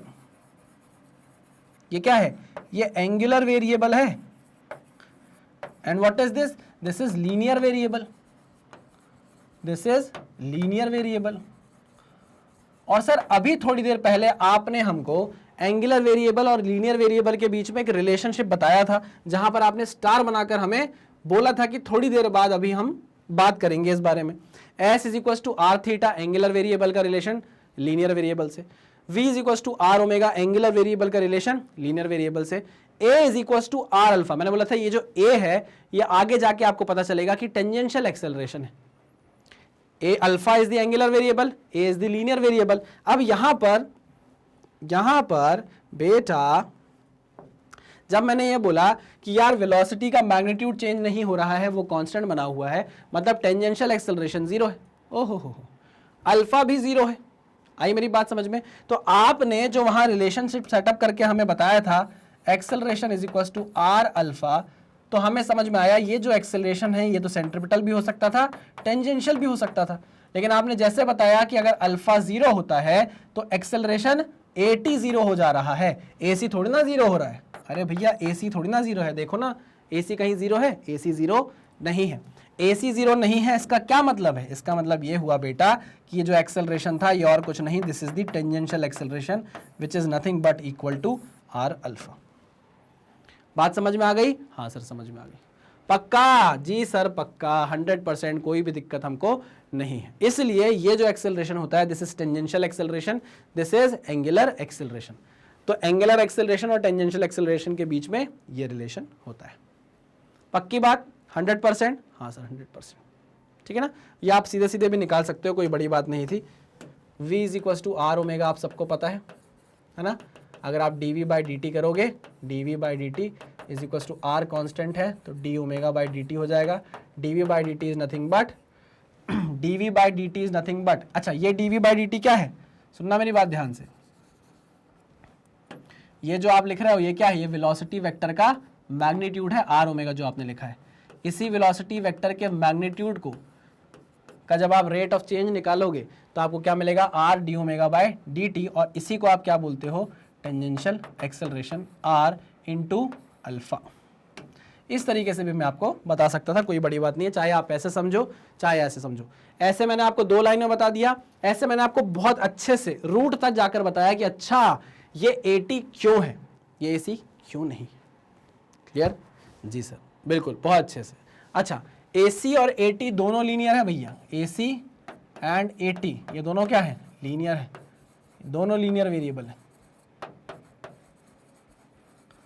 ठीक है, ओके, दोनों की यूनिट क्या है? मीटर पर सेकेंड स्क्वायर, भूलिएगा मत। ठीक, चलो वेरी गुड। अब मुझे नहीं लगता कि आपको कोई बात में दिक्कत होगी, किसी तरीके से कोई प्रॉब्लम आएगी। तो देखो अब इस तक पहुंचने से पहले, इस डायग्राम तक पहुंचने से पहले जरा मैं एक डायग्राम आपको बनाकर दिखाता हूं। आओ थोड़ा बड़ा डायग्राम बनाएंगे और बात करेंगे। चलो सर्कुलर मोशन, ठीक है सर, सर्कुलर मोशन, यूनिफॉर्म, चलो आ जाओ। अब यहाँ पर सर्कुलर मोशन जो मैं ले रहा हूँ वो यूनिफॉर्म नहीं लेता हूँ, चलो यूनिफॉर्म नहीं लेता, है ना। आओ, तो अगर नॉन यूनिफॉर्म सर्कुलर मोशन है बेटा, तो आप मुझे बता दो ईमानदारी से, क्या इसके अंदर टेंजेंशियल एक्सेलरेशन और सेंट्रिपिटल एक्सेलरेशन दोनों रहेगा? हाँ सर पक्का, हाँ सर पक्का, ओके। आइए तो यहाँ पर देखिए, इसके पास टुवर्ड्स दी सेंटर आप देखोगे हर जगह क्या होगा? एक सेंट्रिपिटल एक्सेलरेशन होगा। और अगर आप ध्यान से देखोगे तो इस डायरेक्शन में भी हो सकता है, नीचे वाले डायरेक्शन में भी हो सकता है। इसका कलर चेंज कर देता हूँ, ब्लू कर देता हूँ। ठीक, तो देखिए यहाँ पर एक एक्सेलरेशन लग रहा है AC सेंटर की तरफ, है ना, और एक एक्सेलरेशन, ये तो वेलोसिटी वेक्टर हो गया भैया, है ना, और एक एक्सेलरेशन लगेगा AT। समझे या नहीं समझे? हाँ सर समझ गए। इस AT की डायरेक्शन नीचे की तरफ भी हो सकती है, इस तरफ भी हो सकती है, नीचे की तरफ। मैं नहीं बोल रहा कि हमेशा वेलोसिटी की डायरेक्शन में होगी, अपोजिट भी हो सकती है। ठीक है ना, ओके। तो आपको ऐसा नहीं लगता कि ये दोनों का एक रिजल्टेंट निकल कर आएगा? क्या आपको ऐसा नहीं लगता कि इन दोनों का एक रिजल्टेंट निकल कर आने वाला है? हाँ सर बिल्कुल ऐसा लगता है हमें। ये जो एक्सेलरेशन होगा this is the net acceleration, this is the net acceleration. ठीक है ना, उसी नेट एक्सेलरेशन की अब हम बात करने वाले हैं। इसका डायरेक्शन भी हम यहाँ से फाइंड आउट कर सकते हैं अगर हम इस एंगल को थीटा मान लें तो। पक्का? अच्छा, ये बात मैं आपसे पूछ चुका हूं, फिर पूछता हूं, क्या एक्सेलरेशन वेक्टर हर जगह कांस्टेंट है? क्या एक्सेलरेशन वेक्टर हर जगह कांस्टेंट है? सेंट्रिपिटल एक्सेलरेशन नहीं, इट इज नॉट कांस्टेंट। अगर आपसे ये बोला जाए कि एक्सेलरेशन, सेंट्रिपिटल एक्सेलरेशन का मैग्नीट्यूड हर जगह कांस्टेंट है, तो आप बोलोगे कि हाँ सर मैग्नीट्यूड हर जगह कांस्टेंट है। अच्छा, सेंट्रिपिटल एक्सेलरेशन का मैग्नीट्यूड आप कैसे निकाल सकते हो?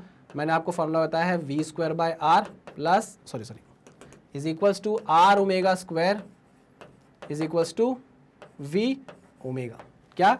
We omega. अच्छा, इस चीज को वेक्टर फॉर्म में लिखना हो तो, इस चीज को वेक्टर फॉर्म में लिखना हो तो AC vector is equals to omega vector cross V vector. देखना चाहेंगे मैंने ऐसा लिखा तो क्यों लिखा, ये देखना चाहेंगे आप? क्या सर बिल्कुल देखना चाहेंगे, अगर आप दिखा दोगे तो अच्छा रहेगा।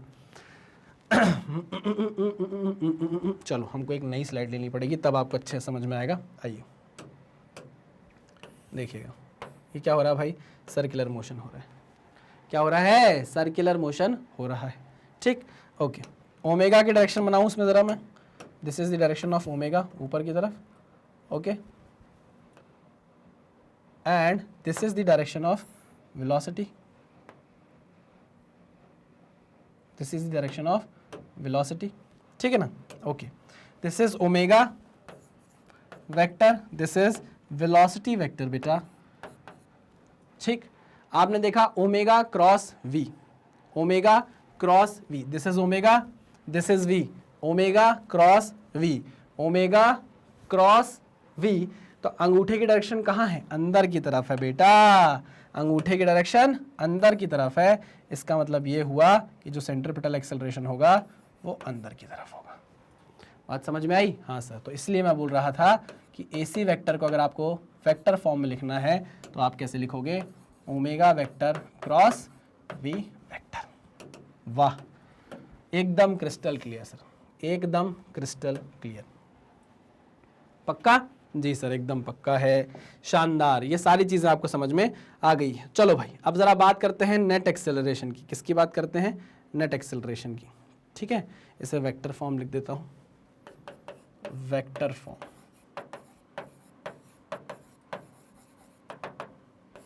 आओ भैया, ये क्या है, वेक्टर फॉर्म है। चलिए नेक्स्ट, अब बात करते हैं जरा टोटल एक्सेलरेशन की। तो मैंने आपको दिखाया भाई, एक है टेंजेंशियल एक्सेलरेशन, एक है सेंट्रीपिटल एक्सेलरेशन। इन दोनों का जो रिजल्टेंट होगा वही आपका नेट एक्सेलरेशन या फिर टोटल एक्सेलरेशन बन जाएगा। Total acceleration is the vector sum of centripetal acceleration, centripetal acceleration AR, जिसको आप रेडियल एक्सेलरेशन भी बोलते हो, एंड AT का resultant, this is A vector. ठीक है ना, ओके। तो यहां पर आप बोल सकते हो कि जो A वेक्टर का मैग्नीट्यूड है बेटा, वो आप कैसे निकाल सकते हो। देखो, एक तो है आपका रेडियल सेंट्रीपिटल एक्सेलरेशन और एक है आपका टेंजेंशियल एक्सेलरेशन। तो इस तरीके से आप क्या निकाल सकते हो, मैग्नीट्यूड फाइंड आउट कर सकते हो। अच्छा, अगर आपसे बोले कि डायरेक्शन निकाल कर बताओ, एंगल निकाल कर बताओ, तो ये थीटा आप कैसे फाइंड आउट कर सकते हो। tan theta is equal to AT upon AC या AT अपॉन AR। AC को आप AR भी बोल सकते हो, रेडियल एक्सेलरेशन भी बोल सकते हो, कुछ गलत नहीं होगा। ठीक है ना, तो यहां पर आपको tan थीटा निकाल कर भी बताया गया है, ये लो। ठीक, पक्का? हाँ सर। अब जरा एक कंसेप्ट की बात करते हैं, आओ, हैशटैग कंसेप्ट।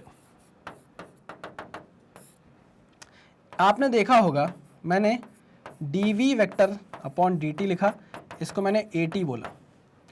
अगर d mod of v vector upon dt AT है तो मुझे बताओ dv वेक्टर अपॉन dt का मॉड क्या होगा। अरे बताओ, सोचो जरा, ये क्या है। हम यहाँ क्या देख रहे हैं, हम यहाँ पर वेलोसिटी वेक्टर के मैग्नीट्यूड का चेंज देख रहे हैं with respect to time. Velocity vector के मैग्नीट्यूड में जब चेंज आता है तो उसके लिए कौन सा एक्सेलरेशन रिस्पॉन्सिबल होता है, टेंजेंशियल एक्सेलरेशन। समझेगी नहीं? तो यहां पर इस चीज का क्या मतलब है, इस चीज का मतलब है चेंज इन मैग्नीट्यूड ऑफ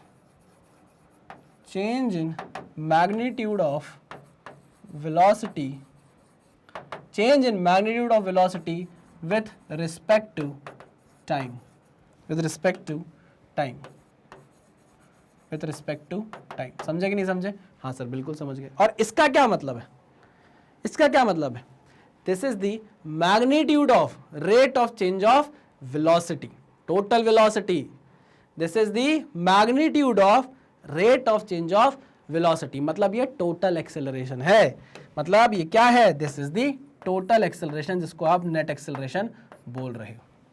समझे या नहीं समझे? अरे समझे या नहीं समझे, उसका मैग्नीट्यूड है a net. Okay, so this is nothing but magnitude of rate of change of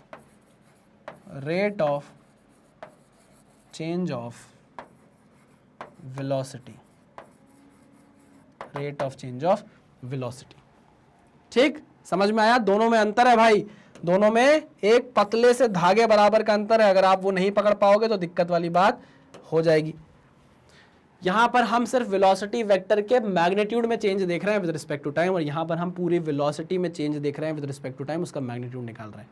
यहां बात हो रही है टोटल एक्सेलरेशन की, यहां बात हो रही है उसके एक हिस्से की जो कि है टेंजेंशियल एक्सेलरेशन।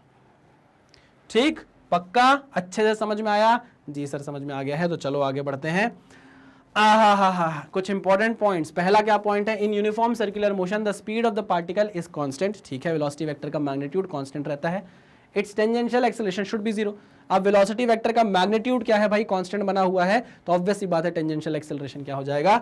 जीरो हो जाएगा। तो देखो कितने प्यार से उसने लिखा है कि नहीं? देखो क्या है यहाँ पे, वी वेक्टर का मैग्नीट्यूड है। आई बात समझ में? Next, but its direction of motion is changing continuously. वो तो सर्कुलर मोशन में होना ही होना है कि पार्टिकल का जो मोशन का डायरेक्शन है वो लगातार चेंज होगा।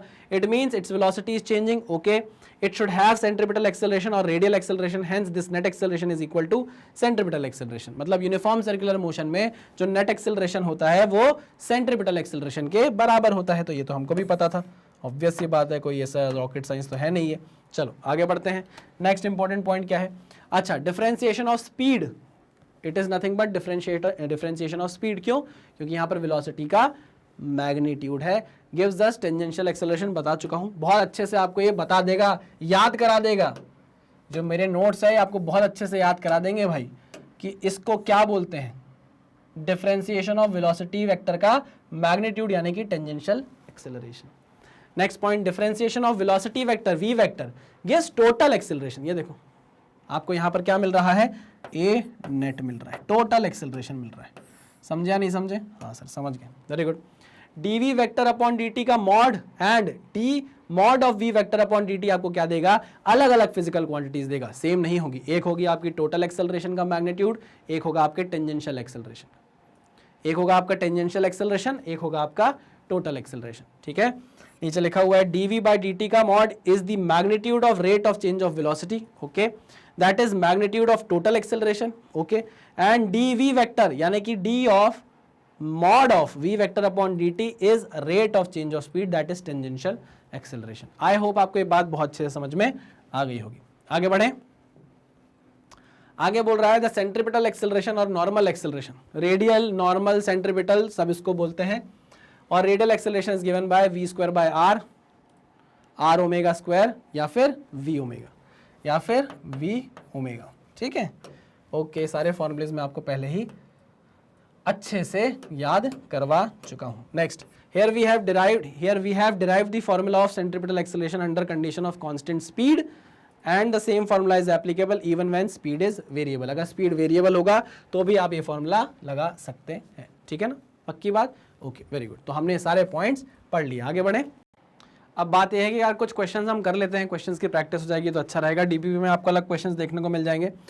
कुछ क्वेश्चंस होंगे जो पिछले लेक्चर के भी हो सकते हैं, बट ठीक है ना, हमने तो पढ़ लिया, हमको तो जब क्वेश्चन मिलेंगे हम तब सॉल्व करेंगे, कोई बड़ी बात नहीं है। पहला क्वेश्चन आपकी आंखों के सामने है। क्या बोल रहा है क्वेश्चन? ऐसे क्वेश्चन आपको और भी अगर देखने को मिलेंगे तो वो मैं आपको होमवर्क दूंगा और आपको उसका आंसर मुझे कमेंट में पोस्ट करके बताना है। ठीक है ना, सिमिलर क्वेश्चन अगर होगा तो, नए कंसेप्ट का क्वेश्चन होगा तो फिर मैं भी करूंगा आपके साथ उसको। ठीक है, A particle moves in a circle of radius 2 cm at a speed given by v is equals to 40 where v is in centimeter per second and t is in second। आपको यहाँ पर रेडियस भी centimetre में दिया है, velocity भी centimetre पर second में दिया है, तो कोई चेंज करने की जरूरत नहीं है। आपसे पूछ रहा है find the tangential acceleration at t is equals to 1 second. अब अरे यार बहुत पतला हो गया पेन। ठीक है, अब सही है। टेंजेंशियल एक्सेलरेशन जो होता है, टेंजेंशियल एक्सेलरेशन वो क्या होता है? R alpha. हाँ, या फिर मैं बोल सकता हूं कि वो dv बाई dt से भी निकल सकता है। नहीं, dv बाई dt हो जाएगा अल्फा के बराबर, उसको आप मल्टीप्लाई कर देना रेडियस से, ये भी तो हो सकता है। नहीं, अरे भाई r अल्फा को आप क्या लिख सकते हो? अल्फा को आप लिख सकते हो, बताओ मुझे, बताओ। अरे सर भूल गए, सब भूल गए। दिखाऊं क्या लेक्चर में? पीछे जाके दिखाऊं? अरे आर अल्फा जो आपने at is equal to are alpha निकाला है वो आपने कैसे निकाला था? dv बाई dt करके ये तो निकाला था। नहीं, पक्का? हाँ सर पक्का। तो dv बाई dt करो। dv बाई dt जो है वो किसके बराबर होगा? आपने डिफरेंशिएट किया, v की वैल्यू आपको दी गई है किसके बराबर? 4t के बराबर। तो 4t का डिफरेंशिएशन आप करोगे तो 4 आ जाएगा। ठीक है, तो dv बाई dt आपको बोला है t is equal to 1 second में। अब वो तो t पे डिपेंड ही नहीं कर रहा, इंडिपेंडेंट है भैया, t से कांस्टेंट चल रहा है, तो आ जाएगा 4 सेंटीमीटर पर सेकेंड, है ना। तो आपके पास क्या आ गया भाई, टेंजेंशियल एक्सेलरेशन आ गया है at is equal to 4 centimetre पर सेकेंड। आपसे अब क्या पूछा है, find the total acceleration at t is equal to 1 second. Total acceleration जो होता है वो निकलता है ac का स्क्वायर प्लस at के स्क्वायर से। आपने at तो निकाल लिया, ac कैसे निकालोगे, ac निकलेगा v स्क्वायर बाय r से। v की वैल्यू है 40 के बराबर, तो 40 यहाँ पर रख दो वैल्यू, 40 का स्क्वायर डिवाइड बाय r, ठीक है। Centripetal acceleration is equal to 4 का स्क्वायर हो जाएगा कितना, 16 इंटू टी का स्क्वायर अपॉन r की वैल्यू है 2 सेंटीमीटर।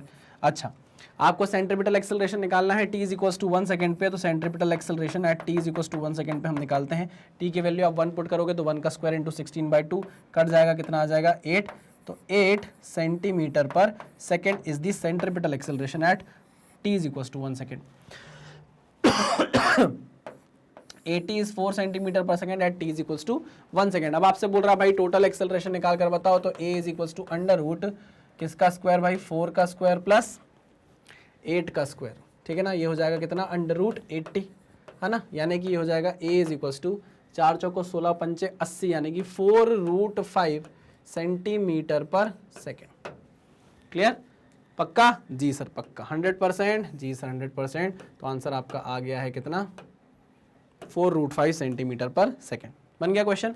आओ नेक्स्ट क्वेश्चन देखो, वैसे ही मिलता जुलता है, ये आपको करना है। If the velocity is given as 2t, अब यहाँ पर वेलोसिटी आपको 4t की जगह कैसी दे दी गई है, 2t दे दी गई है। Radius of the path is 9 metre, आपको रेडियस दे दिया गया है मीटर में यहाँ पे, और पूछ रहा है find the centripetal tangential and net acceleration. लो भाई सॉल्व करो, पहले AC निकालो आप, फिर आपको AT भी निकालना है, और AC AT जब आ जाए तो आपको अंडर रूट AC का स्क्वायर प्लस AT का स्क्वायर करना है, जैसे अभी आपने पिछला क्वेश्चन किया सेम उसी तरीके से आप इस क्वेश्चन को सॉल्व करेंगे।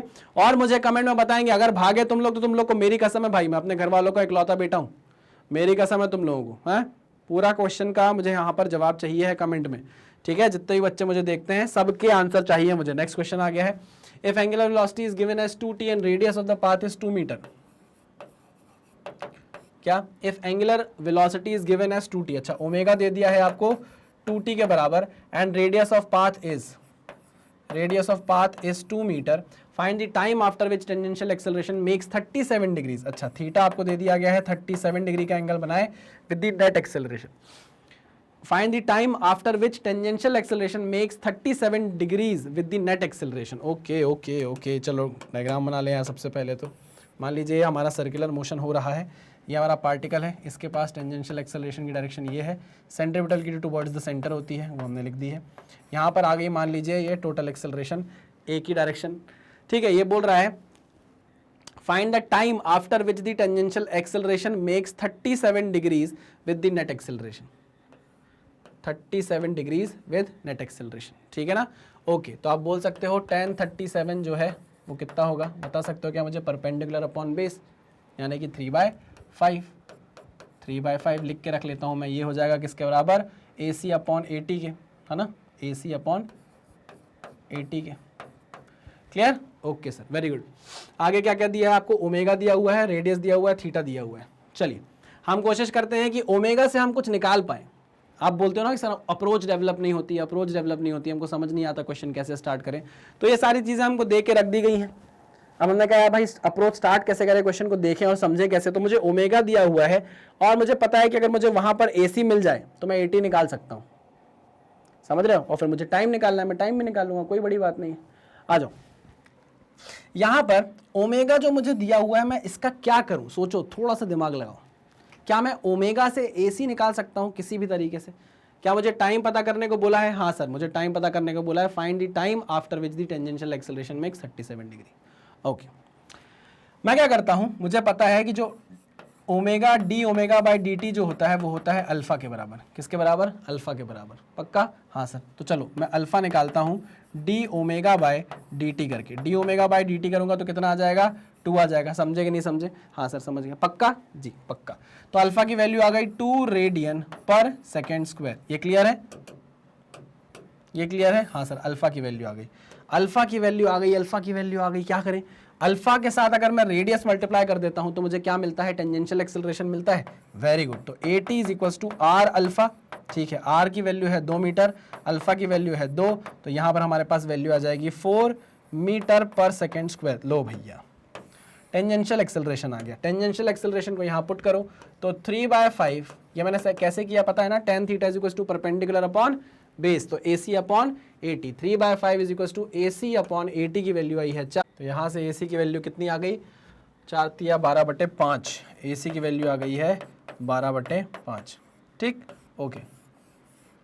आपको यहाँ पर दिया हुआ है angular velocity is equal to 2t, omega की वैल्यू आपको 2t के बराबर दी गई है। यहाँ से भी हम AC निकाल सकते हैं ओमेगा स्क्वायर इंटू आर करके, ओमेगा वैल्यू है 2t, तो 2t का क्या कर दिया मैंने, स्क्वायर कर दिया एंड मल्टीप्लाई कर दिया रेडियस से, तो AC is equal to 2t का स्क्वायर यानी कि 4t स्क्वायर इंटू आर की वैल्यू कितनी है, आर की वैल्यू है कहाँ, 2 मीटर, ठीक है, तो ये हो जाएगा 8t स्क्वायर। अब ये 8t स्क्वायर 12/5 के बराबर होना चाहिए, ठीक है ना, तो इनको इक्वेट कर देते हैं, 8t square is equal to 12/5, ठीक है, तो 4 दूनी 8, 4 तिया 12, t square is equal to 3/10, यानी कि t की वैल्यू कितनी आ गई, √3/10। क्लियर, चलिए बहुत बढ़िया, अच्छा क्वेश्चन था, सॉल्व कर लिया क्वेश्चन को हमने। आगे बढ़ते हैं, नेक्स्ट क्वेश्चन पे चलते हैं। नेक्स्ट क्वेश्चन क्या बोलता है, if velocity is 4 metre per second and radius is 2 metre then find the radial tangential and net acceleration. ये देखो आपको तो इतने अच्छे से सिखा दिया ये सब मैंने कि अब ये क्वेश्चन आप फटाफट कर लोगे। क्या बोला है, वेलोसिटी 4 मीटर पर सेकेंड, रेडियस दिया हुआ है 2 मीटर का, और बोल रहा है कि रेडियल टेंजेंशियल नेट एक्सेलरेशन निकालो। सेंट्रिपिटल एक्सेलरेशन निकालने के लिए, रेडियल एक्सेलरेशन निकालने के लिए आपके पास फॉर्मूला है v²/r का। टेंजेंशियल एक्सेलरेशन आप कैसे निकालोगे, r इंटू अल्फा करके। अब मुझे बताओ कि आप टेंजेंशियल एक्सेलरेशन कैसे फाइंड आउट कर सकते हो इससे, बताओ फटाफट। यार इतने क्वेश्चन कर लिए, अब तो आसानी से आपसे बनना चाहिए ना ये सारी चीजें यार। नहीं, मुझे कमेंट में आंसर चाहिए है कि आप कैसे फाइंड आउट करोगे रेडियल एक्सेलरेशन, टेंजेंशियल एक्सेलरेशन और नेट एक्सेलरेशन। एक बार आपके पास टेंजेंशियल एक्सेलरेशन आ गया तो आप फटाफट क्या निकाल सकते हो, बताओ क्या निकाल सकते हो, नेट एक्सेलरेशन निकाल सकते हो। ठीक है, चलिए आगे बढ़े, आगे बढ़ते हैं नेक्स्ट क्वेश्चन पे। If angular velocity is given by omega is equal to T square plus 1 then find the angular acceleration. अच्छा, आपको क्या दिया हुआ है, omega is equal to T square plus 1 दिया है, और बोला है find the angular acceleration from 0 to 2 second and at 2 second. यानी कि आपसे दो चीजें पूछी है, एक तो अल्फा एवरेज पूछा है और एक इंस्टेंटेनियस अल्फा पूछा है। ठीक है ना, तो जो अल्फा एवरेज है वो आप कैसे निकालते हो बताओ मुझे, omega 2 minus omega 1 upon delta T, इसी से निकलता है। हाँ सर, 0 to 2 सेकेंड, यानी कि आपको ओमेगा निकालना है पहले 0 सेकेंड पे, यहाँ 0 पुट करो तो वैल्यू कितनी आ जाएगी, 1 रेडियन पर सेकेंड। ठीक है ना, फिर आपको निकालना है 2 सेकेंड पे, तो 2 दूनी 4 और 1 5, तो ये आ जाएगा 5 radian per second. Clear, okay, चलो वेरी गुड। तो ओमेगा 2 माइनस ओमेगा 1 यानी कि ओमेगा 0 कर लो इसको, कितना आ जाएगा 5 माइनस 1, और टाइम कितना लग रहा है 2 सेकेंड, तो यह आ जाएगा 4/2, यानी कि आपके पास अल्फा एवरेज कितना आ गया है 2 radian per second square. Alpha average is equal to 2 radian per second square. अब आपको इंस्टेंटेनियस अल्फा निकालना है, वो आप कैसे निकाल सकते हो, D omega by d t करके। इसको डिफरेंशिएट करो विद रिस्पेक्ट टू टी, तो कितना आ जाएगा 2t, है ना, और टी की वैल्यू आपको रखनी है 2 सेकेंड। तो इंस्टेंटेनियस अल्फा आपको निकालना है t is equal to 2 second पर, यहाँ पर आपने 2 रखा तो कितना आ जाएगा 4 radian per second square. Clear, ये क्वेश्चन भी मेरे ख्याल से आप कर लेते हैं, बट कोई बात नहीं, हमने इस क्वेश्चन को सॉल्व कर लिया है। देखो कुछ होमवर्क दूंगा तभी तो आप अपना दिमाग चलाओगे, थोड़ा हाथ पैर चलाओगे तो क्वेश्चन अच्छे से बनेगा यार। ऐसे अगर छोड़ दोगे नहीं सर सब आप ही करा दो, तो फिर आपको क्या नींद भी आएगी, करते रहोगे। एक टैब में दिशा पाटनी की नई वीडियो देख लोगे भैया कि डांस की कोई नई वीडियो तो नहीं आई है। सर आप दिशा पाटनी का बहुत नाम लेते हैं, आपकी फेवरेट है क्या, शेयर कर करके पहुंचा दो, पता चल जाए उसको भी है। तुम लोग भी यार क्या बातें करने लग जाते हो। चलो आगे बढ़ते हैं next question. If magnitude of velocity is constant then explain. यार मैं बता चुका हूं ये क्या होता है, this is the magnitude of net acceleration, this is magnitude of net acceleration, this is magnitude of net acceleration, A net. ठीक, इसका मतलब ये है, इसका क्या मतलब है, this is tangential acceleration, this is tangential acceleration, this is tangential acceleration. ओहो ये क्या लिख दिया मैंने, कौन सी स्पेलिंग है एक्सेलरेशन की, टेंजेंशियल एक्सेलरेशन, है ना, सीधे सीधे सर 80 भी तो लिख सकते थे, हाँ यार सॉरी। चलो, और ये क्या है बताओ मुझे, what is this, D omega by d t is nothing but angular acceleration, it is nothing but angular acceleration. It is nothing but angular acceleration. आगे बढ़ते हैं नेक्स्ट क्वेश्चन पे. If in a circular motion, अच्छा velocity का magnitude constant है, मतलब uniform circular motion है, then which of the statement is correct? Angular acceleration is constant. Angular acceleration constant. Alpha constant होता है क्या यूनिफॉर्म सर्कुलर मोशन में? अल्फा कांस्टेंट होता है क्या यूनिफॉर्म सर्कुलर मोशन में? नहीं भैया, अल्फा कांस्टेंट नहीं होता, अल्फा जीरो होता है क्योंकि ओमेगा कांस्टेंट होता है. गलत है ये. Tangential acceleration is constant. भाई जब वेलोसिटी का मैग्नीट्यूड कांस्टेंट बना हुआ है तो क्या टेंजेंशियल एक्सेलरेशन होगा? टेंजेंशियल एक्सेलरेशन जीरो होगा. ये भी गलत है. Next, centripetal acceleration is constant. गलत बात बोलिए. सेंट्रीपिटल एक्सेलरेशन का मैग्नीट्यूड कांस्टेंट होता है ना. एसी वेक्टर जो है उसका मैग्नीट्यूड जो होता है वो कांस्टेंट होता है, बट हम ये नहीं बोल सकते कि AC vector is equal to constant. क्यों? क्योंकि लगातार डायरेक्शन चेंज होती है हमारे सेंट्रीपिटल एक्सेलरेशन की. तो ये स्टेटमेंट भी क्या है? गलत है. ठीक है, ओके. हो सकता है यहाँ पर हमको मैग्नीट्यूड लिखना होगा, बट कोई बात नहीं, हमारा नॉलेज इतना अच्छा है कि अगर वहाँ कुछ गलती भी हुई है तो हमने उसको पकड़ लिया है. ठीक है, चलिए आगे बढ़ते हैं. Next question. A particle is moving in a circular orbit with a constant tangential acceleration starting from rest. Okay, after 2 seconds of the beginning of its motion, angle between the acceleration vector and the radius becomes 45 degree. यानी कि ये net acceleration है. This is net acceleration Baba, this is a net, है ना. और ये है आपका सेंट्रीपिटल एक्सेलरेशन AC, और ये है आपका AT. तो बोल रहा है कि नेट एक्सेलरेशन और सेंट्रीपिटल एक्सेलरेशन के बीच में 45 डिग्री का एंगल है. अच्छा, AT और AC तो 90 डिग्री पर होते हैं, तो ये एंगल भी कितना हुआ? 45 डिग्री हुआ. मानते हो कि नहीं मानते? हाँ सर बिल्कुल मानते हैं. तो tan 45 is equal to perpendicular upon base, यानी कि AC अपॉन AT. समझे कि नहीं समझे? AC upon AT. अच्छा, tan 45 होता है 1. इसका मतलब यह है कि AC किसके बराबर हो गया? AT के बराबर हो गया. AC किसके बराबर हो गया? AT के बराबर हो गया. ओके, दिया क्या क्या है? Particle in moving in a circular orbit with a constant tangential acceleration. ठीक है. Starting from rest. ठीक है. Okay, after 2 seconds of the beginning of its motion, angle between the acceleration vector and the radius vector becomes 45 degree. What is the angular acceleration of the particle? अच्छा, angular acceleration हमको find out करना है. यहाँ से हमको ये बात पता चल गई कि AC किसके बराबर है? AT के बराबर है, क्योंकि एंगल 45 डिग्री का बना है.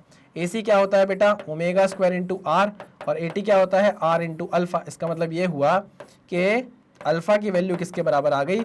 ओमेगा स्क्वायर के बराबर आ गई. अल्फा की वैल्यू किसके बराबर आ गई? ओमेगा स्क्वायर के बराबर आ गई. ठीक, हमको बोला है कि ये जो पार्टिकल है ये क्या कर रहा है? स्टार्टिंग फ्रॉम रेस्ट है. It is starting from rest. Okay, तो omega is equals to omega not plus alpha t, है ना. अच्छा, इनिशियली रेस्ट पे था तो उसको जीरो कर दो, तो omega is equals to alpha into t आ गया. ठीक है ना. Okay, omega is equals to alpha की वैल्यू आपने ओमेगा स्क्वायर निकाली है, और कितने टाइम बाद पूछ रहा है आपसे? 2 सेकंड बाद पूछ रहा है, तो टाइम की वैल्यू आपने 2 सेकंड रख दी, तो ये कट गया इससे. समझे कि नहीं समझे? हाँ सर समझे. तो आपके पास किसकी वैल्यू आ गई भाई? ओमेगा की वैल्यू 1/2 आ गई. लेकिन हमसे पूछ क्या रहा है? एंगुलर एक्सेलरेशन पूछ रहा है. चलो ठीक है, तो हमारे पास ओमेगा की वैल्यू कितनी आ गई है? 1/2. ठीक है ना, रेडियन पर सेकेंड. अब ये ओमेगा की वैल्यू आई, हमसे एंगुलर एक्सेलरेशन पूछ रहा है. एंगुलर एक्सेलरेशन क्या होता है भाई? अच्छा, एंगुलर एक्सेलरेशन जो है वो ओमेगा स्क्वायर के बराबर है. किसके बराबर है? ओमेगा स्क्वायर के बराबर. तो omega alpha is equal to 1/2 का स्क्वायर. तो ये कितना हो जाएगा? Alpha is equal to 1/4 radian per second square, यानी कि 0.25 radian per second square. Answer आ गया. क्लियर है? कुछ भी नहीं था ऐसा खास इसमें, बस ये वाला कैचिंग पॉइंट था, ये पॉइंट था कैची पॉइंट. ये अगर आपने पकड़ लिया तो क्वेश्चन आपसे आराम से बन जाएगा. कुछ भी नहीं किया हमने. हमको उसने बोला कि भाई एंगल 45 डिग्री, हम जानते हैं टोटल एंगल 90 डिग्री होता है. अगर ये 45 है तो ये भी 45 हो जाएगा, मतलब AC AT के बराबर हो जाएगा. हमने AC AT को बराबर किया तो अल्फा ओमेगा स्क्वायर के बराबर आ गया. मुझे चाहिए थी अल्फा की वैल्यू, मैंने जैसे तैसे करके ये इक्वेशन लगाई. हमको उसने बोला कि रेस्ट से स्टार्ट हुआ है मोशन, तो ओमेगा नॉट हमने 0 कर दिया. ठीक है ना. 2 सेकंड बाद पूछा था तो टी की वैल्यू हमने 2 सेकंड रख दी है. अच्छा, अल्फा की वैल्यू ओमेगा स्क्वायर के बराबर थी. अल्फा की वैल्यू ओमेगा स्क्वायर के बराबर थी, तो हमने ओमेगा की वैल्यू 1/2 निकाल ली. अच्छा, अल्फा ओमेगा स्क्वायर के बराबर था तो 1/2 का स्क्वायर कर दिया, तो 1/4 आ गया. 0.25 radian per second square is your answer. आगे बढ़ते हैं नेक्स्ट क्वेश्चन पे. Next question, 9th question. A particle is moving in a clockwise direction in a circular path as shown in the figure. The instantaneous velocity of particle at a certain instant v vector is given by 3i cap plus 3j cap. At a certain instant 3i cap plus 3j cap. एक circular motion कर रहा है circular path में. ठीक है ना. Then in which quadrant does the particle lie at that instant. अब आप सोचो एक सर्कुलर मोशन हो रहा है और उसमें वेलोसिटी वेक्टर आपको दे दिया गया है। मेरे ख्याल से तो बड़ा आसान है, कर लोगे आप ये क्वेश्चन। कई बच्चों को हो सकता है नहीं समझ में आया तो मैं कर देता हूं एक बार। देखिए ये आपकी एक्स एक्सिस, ये वाई एक्सिस, ठीक, ऐसे इस डायरेक्शन में आपका मोशन हो रहा है। तो अगर मान लो पार्टिकल यहां कहीं बैठा है, अगर पार्टिकल यहां कहीं पहुंचा तो उस पार्टिकल के पास क्या होगा भैया, यहां पर बताओ मुझे, ये है टेंजेंशियल वेलोसिटी v, इसका एक कंपोनेंट होगा ये, एक कंपोनेंट होगा ये, एक कंपोनेंट होगा प्लस एक्स डायरेक्शन में, एक कंपोनेंट होगा माइनस एक्स डायरेक्शन में। दिख रहा है कि नहीं, माइनस वाई डायरेक्शन में, हाँ कि ना। अच्छा, लेकिन यहां पर देखो x भी पॉजिटिव है, y भी पॉजिटिव है, x भी पॉजिटिव है, y भी पॉजिटिव है। ऐसा कहाँ हो सकता है, यहाँ हो सकता है क्या? अगर ये टेंजेंशियल वेलोसिटी है तो एक कंपोनेंट इसका नीचे होगा, एक कंपोनेंट यहाँ होगा, मतलब ये भी नेगेटिव में है, ये भी नेगेटिव में। अरे भाई ये नेगेटिव y डायरेक्शन, ये नेगेटिव x डायरेक्शन नहीं। हाँ, अगर यहाँ पर अगर आप पार्टिकल को कंसिडर करते हो तो इसकी वेलोसिटी ये होगी, एक कंपोनेंट ये होगा, एक कंपोनेंट ये होगा। This is negative x direction but this is positive y direction. यहाँ पर आपको x भी पॉजिटिव है, y भी पॉजिटिव है। इन तीनों क्वाड्रेंट में मैं देख चुका हूँ x y पॉजिटिव तो नहीं मिल रहा है। अच्छा, सिर्फ अगर मैं पार्टिकल को इस क्वाड्रेंट में लेता हूँ तो देखो वेलोसिटी वेक्टर यहाँ माना मैंने, इसका एक कंपोनेंट यहाँ आएगा, एक कंपोनेंट यहाँ आएगा। This is plus y direction, this is plus x direction, यानी कि ये प्लस आई कैप होगा, ये प्लस जे कैप होगा, तो 3i cap plus 3j cap, मतलब पार्टिकल जो है आपका अभी सेकेंड क्वाड्रेंट में। ये एकदम सही है, पार्टिकल आपका सेकेंड क्वाड्रेंट में। पार्टिकल कहाँ है? सेकेंड क्वाड्रेंट में। बहुत अच्छा क्वेश्चन, बढ़िया क्वेश्चन, समझ में आ गया होगा आपको, है ना। आगे बढ़ते हैं। अब क्या होगा इसमें ना, बच्चे क्या करते हैं जल्दबाजी में बोल देते हैं कि यार x भी पॉजिटिव है, y भी पॉजिटिव है, तो first quadrant is the answer, but वो गलत हो जाता है। क्यों? क्योंकि आप ये भी तो देखो कि आपका पार्टिकल सर्कुलर मोशन कर रहा है, तो मतलब वो इस पाथ में होना जरूरी है, आपको इस पाथ में रख के देखना पड़ेगा। तो मैंने देखा, मुझे आंसर मिल गया। बढ़िया। नेक्स्ट क्वेश्चन क्या बोल रहा है? Ring rotates about z axis as shown in the figure, the plane of rotation is xy। ये प्लेन में आपकी रिंग रोटेट कर रही है। At a certain instant the acceleration of the particle p is given as 6i cap minus 8j cap. मतलब acceleration जो है उसका एक कंपोनेंट ये है 6i कैप, ऐसा बोल सकता हूं मैं 6i कैप, और ये जो कंपोनेंट है वो जाएगा 6j कैप। मानते हो कि नहीं? 6i cap 6j cap. अरे देखो ना, माइनस है, सॉरी माइनस 8j कैप है, माइनस 8j कैप, ऐसे लिख सकता हूं। माइनस नहीं लगाऊं तो भी चलेगा, क्यों? क्योंकि नीचे की डायरेक्शन ऑलरेडी बता दी है मैंने, ठीक है ना। 6i cap minus 8j cap को आप ऐसे बता सकते हो। इनका जो रिजल्टेंट होगा वो कुछ ऐसा आएगा, this is the net acceleration. तो आपको ऐसा नहीं लगता this is the tangential acceleration and this is the centripetal acceleration? Simple सी बात है ना यार, सिंपल सी बात है। ये जो है 6 जो है ये आपको क्या बताएगा? टेंजेंशियल एक्सेलरेशन का मैग्नीट्यूड बताएगा, और ये जो 8 है, ये आपको सेंट्रीपिटल एक्सेलरेशन का मैग्नीट्यूड बताएगा। सिंपल सी बात है। हमसे पूछ क्या रहा है? Find the angular acceleration of the ring. Angular acceleration AT is equals to R alpha, ठीक। AT की वैल्यू आपको 6 दी हुई है। रेडियस आपको पता है क्या? रेडियस आपको दिया है क्या? हाँ दिया हुआ है। Radius of the ring is 2 metre, ठीक है ना। तो 2 अल्फा, तो अल्फा की वैल्यू कितनी आ गई भाई? 3 radian per second square, 3 radian per second square. Clear? कुछ भी नहीं था भाई, यही पूछ रहे ना, find the angular acceleration of the ring and it's angular velocity at that instant radius. अच्छा, एंगुलर वेलोसिटी भी पूछ लिया है, ठीक है, एंगुलर वेलोसिटी भी निकाल लेते हैं। आपको AC दिया हुआ है। AC क्या होता है? Omega square R। AC की वैल्यू आपको 8 दी गई है। ओमेगा स्क्वायर R, ये आपको 2 दिया है, 2 चौको 8, तो ओमेगा की वैल्यू कितनी आ गई? 2 radian per second. Answer clear? हाँ सर, एकदम क्लियर। बढ़िया बढ़िया बढ़िया। तो अब आप वेक्टर की नॉलेज से, आप कंपोनेंट की नॉलेज से, आप इस तरीके के सेंट्रीपिटल एक्सेलरेशन, यानी कि आप मतलब टेंजेंशियल सेंट्रीपिटल तो नहीं, टेंजेंशियल एक्सेलरेशन और सेंट्रीपिटल एक्सेलरेशन दोनों बोलना चाहिए ना मुझे, क्योंकि AT AC दोनों शामिल है। दोनों को तोड़ सकते हैं क्योंकि आपकी नॉलेज से अब आप समझ सकते हो। चलो next question. The speed of a particle moving in a circle of radius. अब देखो ये क्वेश्चन नहीं किया। Speed of a particle moving in a circle of radius r is equal to 2 metre, where is with t, v is equal to t square. अब यहाँ पर आपको v का रिलेशन दे दिया है यार, ये क्वेश्चन मैं नहीं कराऊंगा। v is equal to t square अभी किया, इससे मिलता जुलता क्वेश्चन हम कर चुके हैं यार। देखो कोई मतलब नहीं, आप बोर होते जाओगे। अगर मैं सेम क्वेश्चन आपको खुद से कराता जाऊंगा तो आप बोर होते जाओगे। देखो यही क्वेश्चन जो हमने स्टार्ट किया था, v इज इक्वल टू 40 दिया था आपको, वहां पर क्या दिया हुआ है? t स्क्वायर दिया है। तो क्या प्रॉब्लम है? यहाँ पर आपको 240 दिया था, यहाँ पर आपको क्या दे दिया है, टी स्क्वायर दे दिया है, और वही सब चीज पूछा है, रेडियल एक्सेलरेशन, टेंजेंशियल और net acceleration t is equal to 2 second पर निकालकर बताओ। This is your homework. आप फिर कमेंट में जाओगे और देखते हैं सबसे पहले जवाब कौन देता है, देखते हैं सबसे पहले जवाब किसका आता है। मुझे ऐसा लगता है कि युग का जवाब आ जाएगा, मुझे ऐसा लगता है। चलो आओ next. A particle moves in a circle of radius 0.5 meter at a speed that uniformly increases. Find the angular acceleration of the particle if speed changes from 2 meter per second to 4 meter per second in 4 seconds. अच्छा, आपको speed change हुआ होना बताया है, मतलब initial velocity आपको दी है 2 metre पर सेकेंड की और फाइनल वेलोसिटी आपको कितनी दे दी है, 4 मीटर पर सेकेंड की। ठीक है, टाइम कितना लगा है, 4 सेकेंड का। आपको क्या निकालना है, एंगुलर एक्सेलरेशन निकालना है। एंगुलर एक्सेलरेशन क्या होता है भाई, tangential acceleration upon radius. Tangential acceleration कैसे निकालोगे, change in velocity upon time से। अरे भाई tangential acceleration change in velocity upon time. Change in velocity कैसे निकालोगे, 4 - 2 final minus initial upon time कितना लगा है, 4 सेकेंड। 4 में से 2 गए, 2 बचा, 2/4 इज 1/2 यानी कि 0.5 मीटर पर second square. This is the tangential acceleration. यहाँ वैल्यू पुट कर दो तो ये हो जाएगा 0.5 मीटर पर second square divide by radius. Radius दिया है क्या आपको, ऑफ रेडियस 0.5 है ना, 0.5 मीटर। तो यहाँ से आपने काट दिया, कितना आ गया भैया, ये आ गया 1 radian per second square. This is your answer. Clear, पक्का समझ में आया? जी सर, कुछ भी नहीं था ऐसा समझने वाला। आपको वेलोसिटी दी थी यार, आपको लीनियर वेलोसिटी दी थी। आपको पता है कि टेंजेंशियल एक्सेलरेशन और सेंट्रीपिटल एक्सेलरेशन ये दोनों कैसे एक्सेलरेशन है भाई, लीनियर एक्सेलरेशन है। आई मेरी बात समझ में? अरे हाँ की ना, लीनियर एक्सेलरेशन है। ठीक, मैग्नीट्यूड चेंज हो रहा है, 2 मीटर पर सेकंड से जा रहा है 4 मीटर पर सेकंड में, तो भाई सेंट्रीपिटल एक्सेलरेशन का कोई लेना देना नहीं। मैग्नीट्यूड चेंज कराता है टेंजेंशियल एक्सेलरेशन। तो सिंपल सी बात है कि आप AT निकाल लोगे कैसे करके, delta V by delta T करके। मैंने वही तो किया बेटा, यहाँ से मैंने AT निकाल लिया। अब मुझे पता है कि AT मेरे पास आ गया, रेडियस मेरे पास है, तो दोनों को मैं डिवाइड कर दूंगा, अल्फा मेरे पास आ जाएगा, आ गया।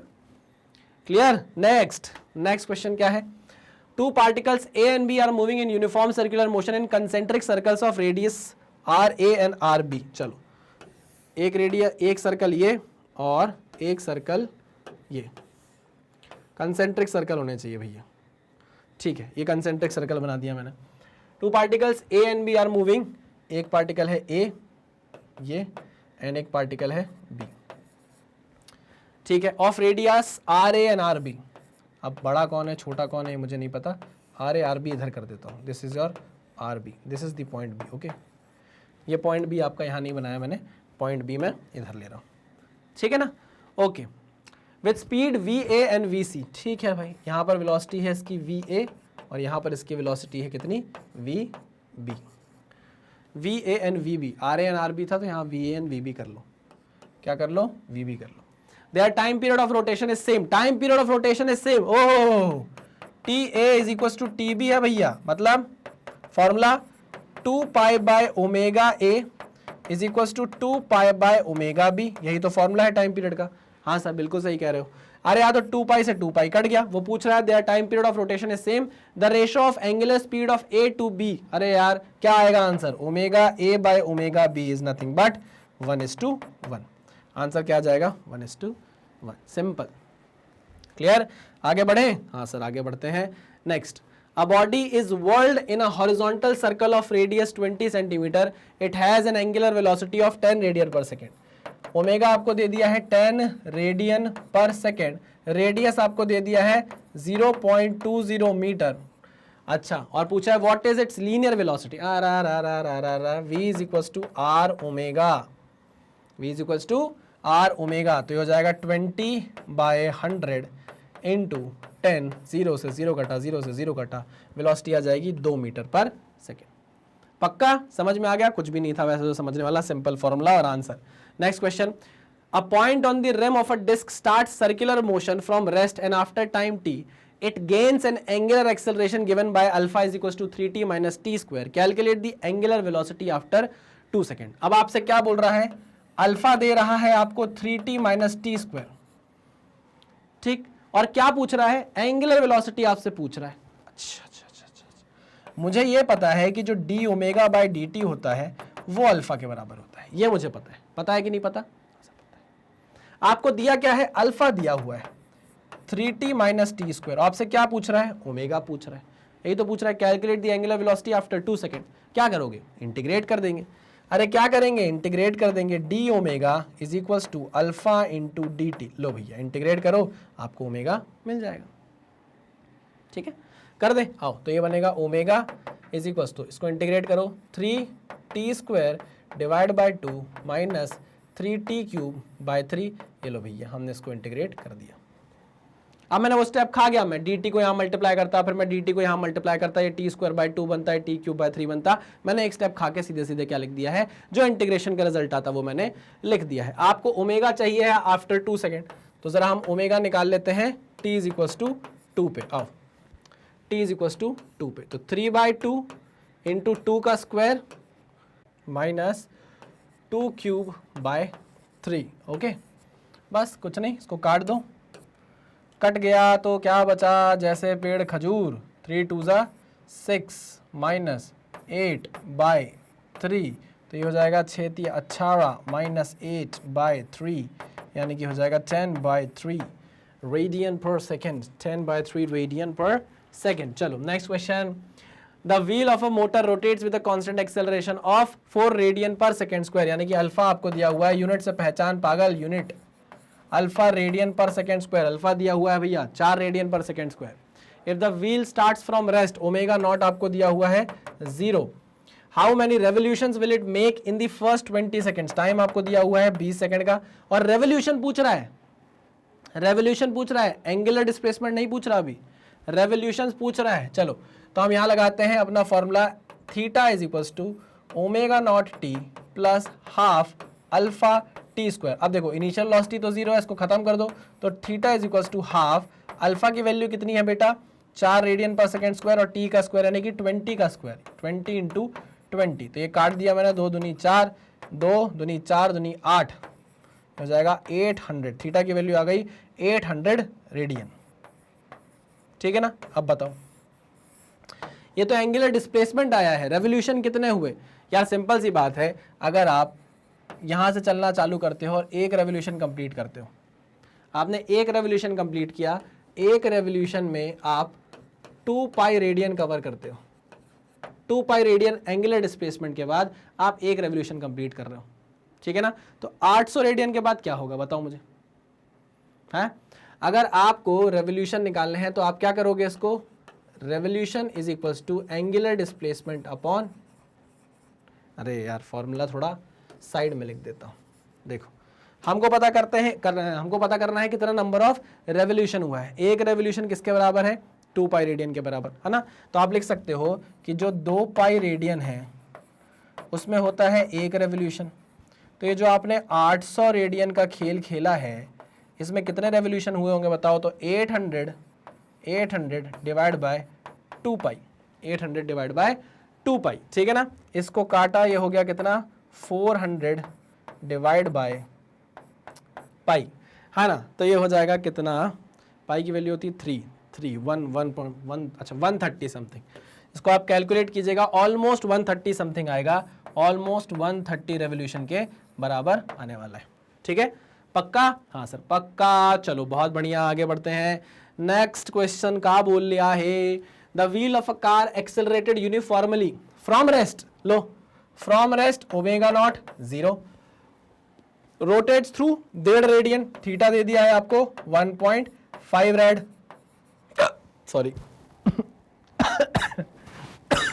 During 1.5 radian during the first second. Okay, find the angle rotated during the next second. 1.5 radian during the first second, तो आपका टाइम आप ले लो कितना? पहला सेकेंड। अच्छा, during the next second, first second, next second, next second, next second, समझ रहे हो? नहीं समझ में आया? अरे भैया nth सेकंड का फॉर्मूला नहीं लगा सकते, बताओ ना मुझे। यहाँ nth सेकंड का फॉर्मूला नहीं लगा सकते, वो क्या होगा बताओ? वो होता है theta nth is equals to omega not plus alpha by 2 into 2n minus 1। ठीक है, ओके। हम यहाँ बोल रहे हैं भैया ड्यूरिंग दी फर्स्ट सेकंड बोला था, यानी कि पहला सेकंड, तो यहाँ बात हो रहा है नेक्स्ट सेकंड, यानी कि सेकंड सेकंड की बात हो रही है, सेकंड सेकंड की बात हो रही है, ठीक है ना। तो आपको निकालना है theta in second second is equal to, rest से चालू हुआ है तो ओमेगा नॉट की वैल्यू 0 हो गई, अल्फा बाय 2, यहाँ पे अल्फा दिया हुआ है कि आपको, नहीं अल्फा नहीं दिया तो अल्फा निकाल लो भाई। थीटा है, ओमेगा है, टी है, क्या करोगे बताओ क्या करोगे। हम लगाएंगे formula theta is equals to omega not t plus half alpha t square. आपको बोला गया है रेस्ट से चीज़ें चालू हुई हैं तो उसको ख़त्म कर दो। थीटा की वैल्यू आपको 1.5 रेडियन दे दी गई है, is equals to 1/2 into alpha की वैल्यू आपको निकालना है, टाइम है 1 सेकेंड, ठीक है ना। तो 1.5 इज इक्वल्स टू कितना हो जाएगा ये 0.5 इंटू अल्फा, ठीक है ना।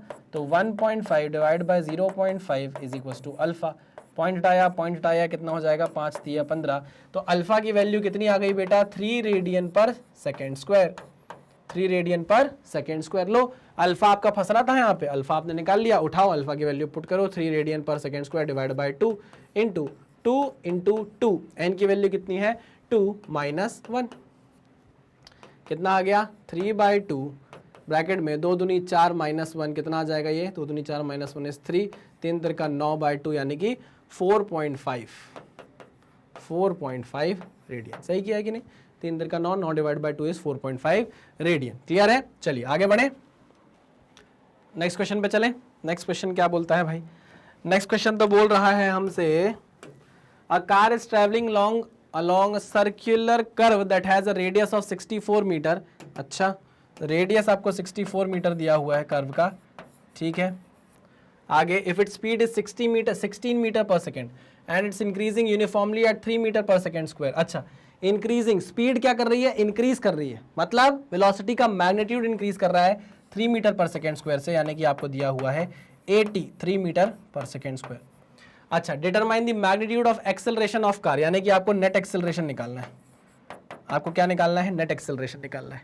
80 आपको दिया हुआ है, क्या आप AC और निकाल सकते हैं। AC निकालने का फॉर्मूला क्या है भाई, v²/r। क्या आपको वेलोसिटी दी गई है, हाँ सर 16 मीटर पर सेकेंड, तो 16 का स्क्वायर डिवाइड बाय रेडियस आपको कितनी दी गई है 64, तो 16 दूनी 32, 16 3 48, 16 चौको 64, ये हो गया 4 चौको 16।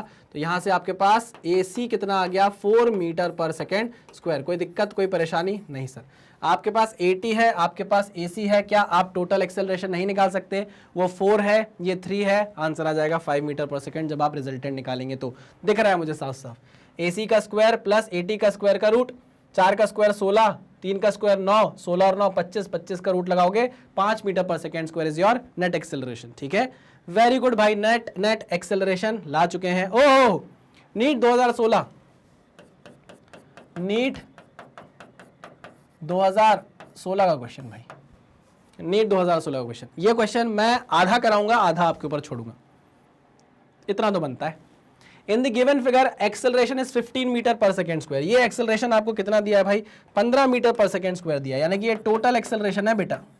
ये जो एक्सेलरेशन आपको दिया है ये एक्सेलरेशन और कुछ नहीं है, this is your net acceleration 15 metre पर सेकेंड स्क्वायर।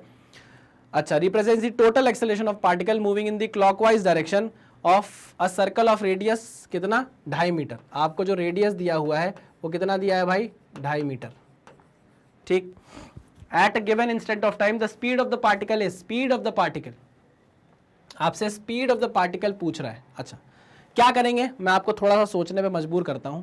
मेरे पास टोटल एक्सेलरेशन है, मेरे पास नेट एक्सेलरेशन है कितना 15 मीटर पर सेकेंड स्क्वायर का, मुझे 30 डिग्री का एंगल बताया गया है, ठीक है ना। मैं जानता हूं इसके दो कंपोनेंट होंगे, मैं जानता हूं इसके दो कंपोनेंट होंगे, एक कंपोनेंट होगा टुवर्ड्स द सेंटर जो होगा आपका सेंट्रिपिटल एक्सेलरेशन, और एक होगा अलोंग द टेंजेंट जो कि होगा आपका टेंजेंशियल एक्सेलरेशन। मैं अगर कैसे भी करके सेंट्रिपिटल एक्सेलरेशन निकाल लूं तो मुझे वेलोसिटी मिल सकती है, क्यों, क्योंकि मैं जानता हूं सेंट्रिपिटल एक्सेलरेशन का फॉर्मूला है v²/r। क्या, सेंट्रिपिटल एक्सेलरेशन का फॉर्मूला है v²/r। सेंट्रिपिटल एक्सेलरेशन कैसे निकल सकता है, इसके कॉस कंपोनेंट से, a cos 30 is nothing but ac। यहां मैं क्या लिख सकता हूं, a net cos 30 is nothing but AC।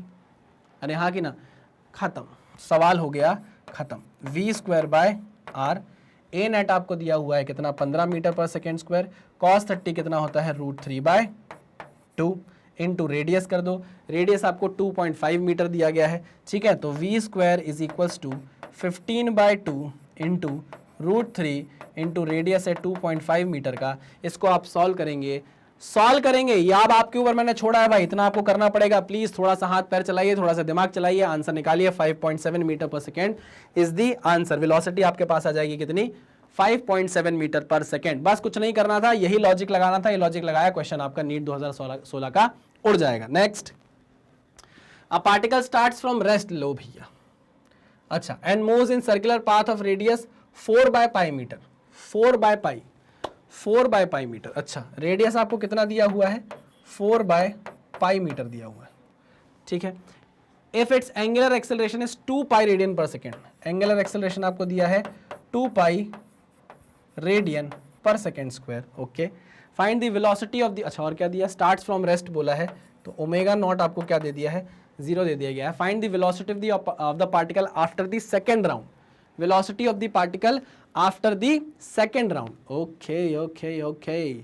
चलिए, तो मैं क्या करता हूं, मुझे वेलोसिटी पता करनी है आफ्टर सेकेंड राउंड, ठीक है, ओके। अगर मैं AT पता कर लूं R अल्फा से, क्या पता कर लूं, AT पता कर लूं R अल्फा से, तो मैं एक फॉर्मूला लगा सकता हूं v square is equals to u square plus 2ATS। Sir ये आपने कैसे सोचा, देखो ये आपका सर्कल है, ठीक, second round, after the second round, मतलब अगर आपने यहां से चालू किया है तो यहां से आप गए, ये आपका पहला राउंड हुआ है ना, फिर आप यहां से गए तो ये आपका दूसरा राउंड हुआ, ठीक है ना, ओके।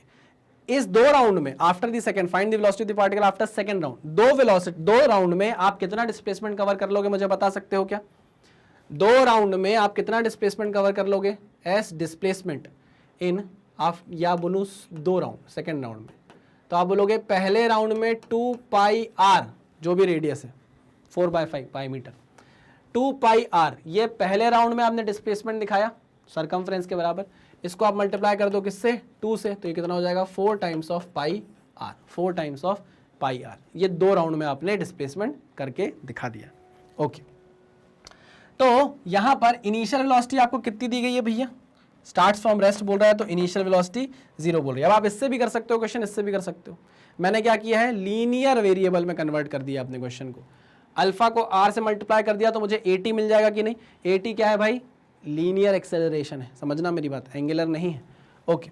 तो AT is r into alpha, r की वैल्यू कितनी है 4/π, अल्फा की वैल्यू आपको कितनी दी गई है 2π, पाई से पाई कट गया, कितना आया भाई 8 मीटर पर सेकेंड स्क्वायर। चलिए, इनिशियल वेलोसिटी है 0, v square is equal to 2 times of 8 into s की वैल्यू कितनी है भाई 2 2 ज़ा 4 πr, कितनी है 4πr। अच्छा, यहाँ से उठा के लाता हूँ इसको मैं, तो v square is equal to 8 दूनी 16 चौको 64 इंटू पाई इंटू r की वैल्यू कितनी है, r की वैल्यू है 4/π, पाई से पाई कट गया, ये कितना हो गया भैया 4 चौको 16 चौको 64 इंटू 4, यानी कि कितनी वैल्यू आ गई भाई 4 की पावर 4 आ गई। नहीं, अरे भाई ये ऐसा कर सकते हो कि नहीं कर सकते, इसको इस तरीके से लिख लो 4 का स्क्वायर इंटू 4 का स्क्वायर, ठीक, इसको डाल दो रूट के अंदर तो वेलोसिटी आ जाएगी। आई बात समझ में? हाँ सर बिल्कुल। तो ये कितना हो जाएगा 2, ये हो जाएगा 2 2 2 ज़ा 4, तो वेलोसिटी की वैल्यू कितनी आ जाएगी 4 मीटर पर सेकेंड। अरे नहीं समझ में आई, 4 चौको 16, 16 चौको 64, 64 इंटू 4 कर दो, उसका रूट निकाल लेना भाई, आंसर आ जाए। मैथ्स मैंने इसलिए इसको पूरा मल्टीप्लाई करके नहीं लिखा, इसको मैंने 4 स्क्वायर लिख दिया, इसको 4 स्क्वायर लिख दिया। अब आगे कैसे सॉल्व कर सकते हो आप, v इज इक्वल्स टू √4 का स्क्वायर इंटू √4 का स्क्वायर, लो तो v is equals to 2 into 2। अरे नहीं नहीं नहीं नहीं नहीं नहीं, ये क्या कर दिया सर, ये तो अनर्थ कर दिए आप, ये तो अनर्थ कर दिए। कितना हो जाएगा, ये तो 4 हो जाएगा ना सर, ये कितना हो जाएगा 4, तो हो जाएगा 16। ओके, आई एम सॉरी, बहुत क्वेश्चन करा दिए, दिमाग घूम रहा है सर अब आपका, हमको सब समझ में आ रहा है। अरे नहीं ऐसी बात नहीं है, कभी कभी हो जाता है यार, ठीक है यार, तुम लोग अपने सर के साथ ऐसा मत किया करो। चलो नेक्स्ट क्वेश्चन, मैंने इसमें क्या किया समझ में आया कि नहीं। यहां पर क्या हो रहा था, सर्कुलर मोशन हो रहा था, मैंने उसको लीनियर मोशन में चेंज कर दिया, है ना। मैंने बोला कि यार ऐसा करते हैं, अल्फा दिया है, आर दिया है, तो मैं उसको 80 बना देता हूं, तो मेरे पास एंगुलर वेरिएबल से मैं लीनियर वेरिएबल में आ गया। वैसे भी आपका मोशन रेस्ट से स्टार्ट हुआ था, तो मैंने इनिशियल वेलोसिटी 0 बोल दी। आपको क्या निकालना था, आपको फाइनल वेलोसिटी ही निकालनी थी, मतलब आपको लीनियर वेरिएबल ही निकालना था। तो मैंने यहाँ पर सीधे सीधे बोला कि यार एंगुलर फॉर्म में हम इक्वेशन को रखें, इससे बेटर है कि हमको लीनियर वेरिएबल ही निकालना है, लीनियर वेलोसिटी निकालनी है, तो क्यों ना मैं एंगुलर वेरिएबल की इक्वेशन को लीनियर वेरिएबल की इक्वेशन बना देता हूँ। आई बात समझ में। अगर मैं 2 राउंड कंप्लीट करता हूं तो 2 राउंड में मैं लीनियरली कितना डिस्प्लेसमेंट कवर कर लूंगा, एक राउंड में मैं कवर करता 2 पाई आर, तो 2 राउंड में मैं कितना कवर कर रहा हूं, 2 पाई आर इंटू 2, सिंपल सी बात। एक राउंड में सरकमफ्रेंस के बराबर करता डिस्प्लेसमेंट या डिस्टेंस कवर, दूसरी बार में कितना कर लेता भाई, सेकेंड राउंड में कितना कर लेता, 2 पाई आर इंटू 2। बात समझ में आई? हाँ सर समझ में आ गई, ठीक है। इसलिए मैंने यहां पर क्या रखा भाई, 4 पाई आर रख लिया, उठाया, वैल्यू पुट की, आंसर आया 16 मीटर पर सेकेंड। क्लियर भाई? चलो नेक्स्ट क्वेश्चन पे चलते हैं। नेक्स्ट क्वेश्चन होने वाला है आखिरी क्वेश्चन। बहुत सारे क्वेश्चन कर लिए हमने इस लेक्चर में, कितने 21 क्वेश्चन कर लिए भाई। अब डीपीपी ना भी मिले इसकी तो बहुत बड़ी कोई बड़ी बात है कि इतने क्वेश्चन तो प्रैक्टिस कर लिए। Particle start from rest, simple वही बात, पार्टिकल स्टार्ट फ्रॉम रेस्ट। अब आप इसको ओमेगा नॉट 0 भी बोल सकते हो, इनिशियल वेलोसिटी 0 भी बोल सकते हो, रेस्ट से स्टार्ट है। Moves in a circle of radius r, ठीक है, moves in a circle of radius r, it attains a velocity of v0। अब देखो, अब जैसे ही इसने लीनियर वेरिएबल दिया मुझे तो मैं इसको भूल जाऊंगा, मैं बोलूंगा चलो भाई लीनियर वेरिएबल से ही सॉल्व करते हैं। तो it attains a velocity of v0, final velocity हो गई है v0 मीटर पर सेकेंड, लीनियर वेलोसिटी, ठीक है। इन दी nth राउंड, लो भैया सर्कुलर मोशन nth राउंड, तो डिस्प्लेसमेंट कितना होगा, एक राउंड में 2 पाई आर, 2 राउंड में 2 पाई आर इंटू 2, तीन राउंड में 2 पाई आर इंटू 3, तो n राउंड में n इंटू 2 पाई आर का डिस्प्लेसमेंट हो जाएगा, ठीक है। ओके, सेम वही केस जैसा पिछले केस में गया था। Its angular acceleration will be, angular acceleration बताओ कितना होगा, तो लो भाई v square is equals to u square plus 2 times of a into t into s. Initial velocity 0, rest से स्टार्ट हो रहा है सब कुछ, फाइनल वेलोसिटी हो जाएगी v0 square 2 times of a t into S, कितना है भाई 2 पाई आर इंटू एन। कुछ गलत कहा मैंने? नहीं सर, यहां से आप a t निकाल सकते हो, a t is equals to v0 का स्क्वायर डिवाइडेड बाय 2 टू ज़ा 4 पाई r इंटू एन। यह आ गया आपका टेंजेंशियल एक्सेलरेशन। लेकिन आपसे वो पूछ रहा है एंगुलर एक्सेलरेशन निकाल कर बताओ।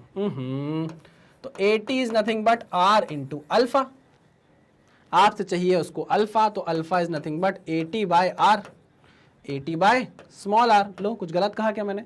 at की वैल्यू आपके पास है v0 स्क्वायर अपॉन 4 पाई, एक r से और डिवाइड करना है तो ये हो जाएगा r square into N. Option में देखो है क्या कोई ऐसा, v0 square upon 4 pi N R square, v0 square upon 4 pi N R square, ठीक है। Radian per second square is your answer, radian per second square is your answer. वाह यार, बहुत बढ़िया, शानदार। बहुत सारे क्वेश्चन हमने इस लेक्चर में प्रैक्टिस कर लिए हैं। आई होप आपको सब कुछ क्लियरली समझ में आया होगा, सारे क्वेश्चन आपको बन गए होंगे। मैंने आपको कुछ ही क्वेश्चन होमवर्क में दिए हैं, देख लेता हूं। मैंने एक तो आपको ये 5.7 वाला दिया था भाई, ये वाला, इसको आप करेंगे, ये होमवर्क है।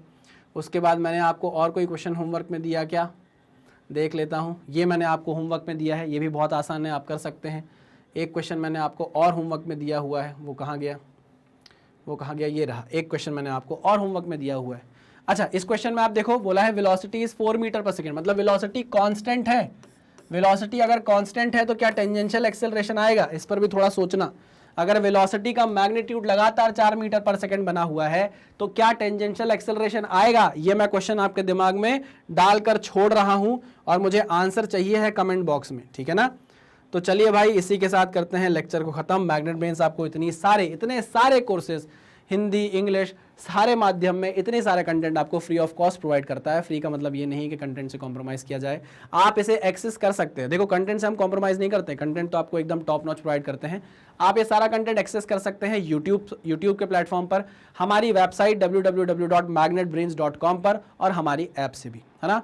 इसे एक्सेस करने के लिए आपको किसी कूपन कोड की ज़रूरत नहीं है, कुछ खरीदने की ज़रूरत नहीं है, बिल्कुल फ्री ऑफ कॉस्ट आपके लिए अवेलेबल है। तो चलिए करते हैं आज के लेक्चर को ख़त्म, मिलते हैं नेक्स्ट लेक्चर में, तब तक सावधान रहें, सतर्क रहें, पढ़ते रहें। Thank you very much.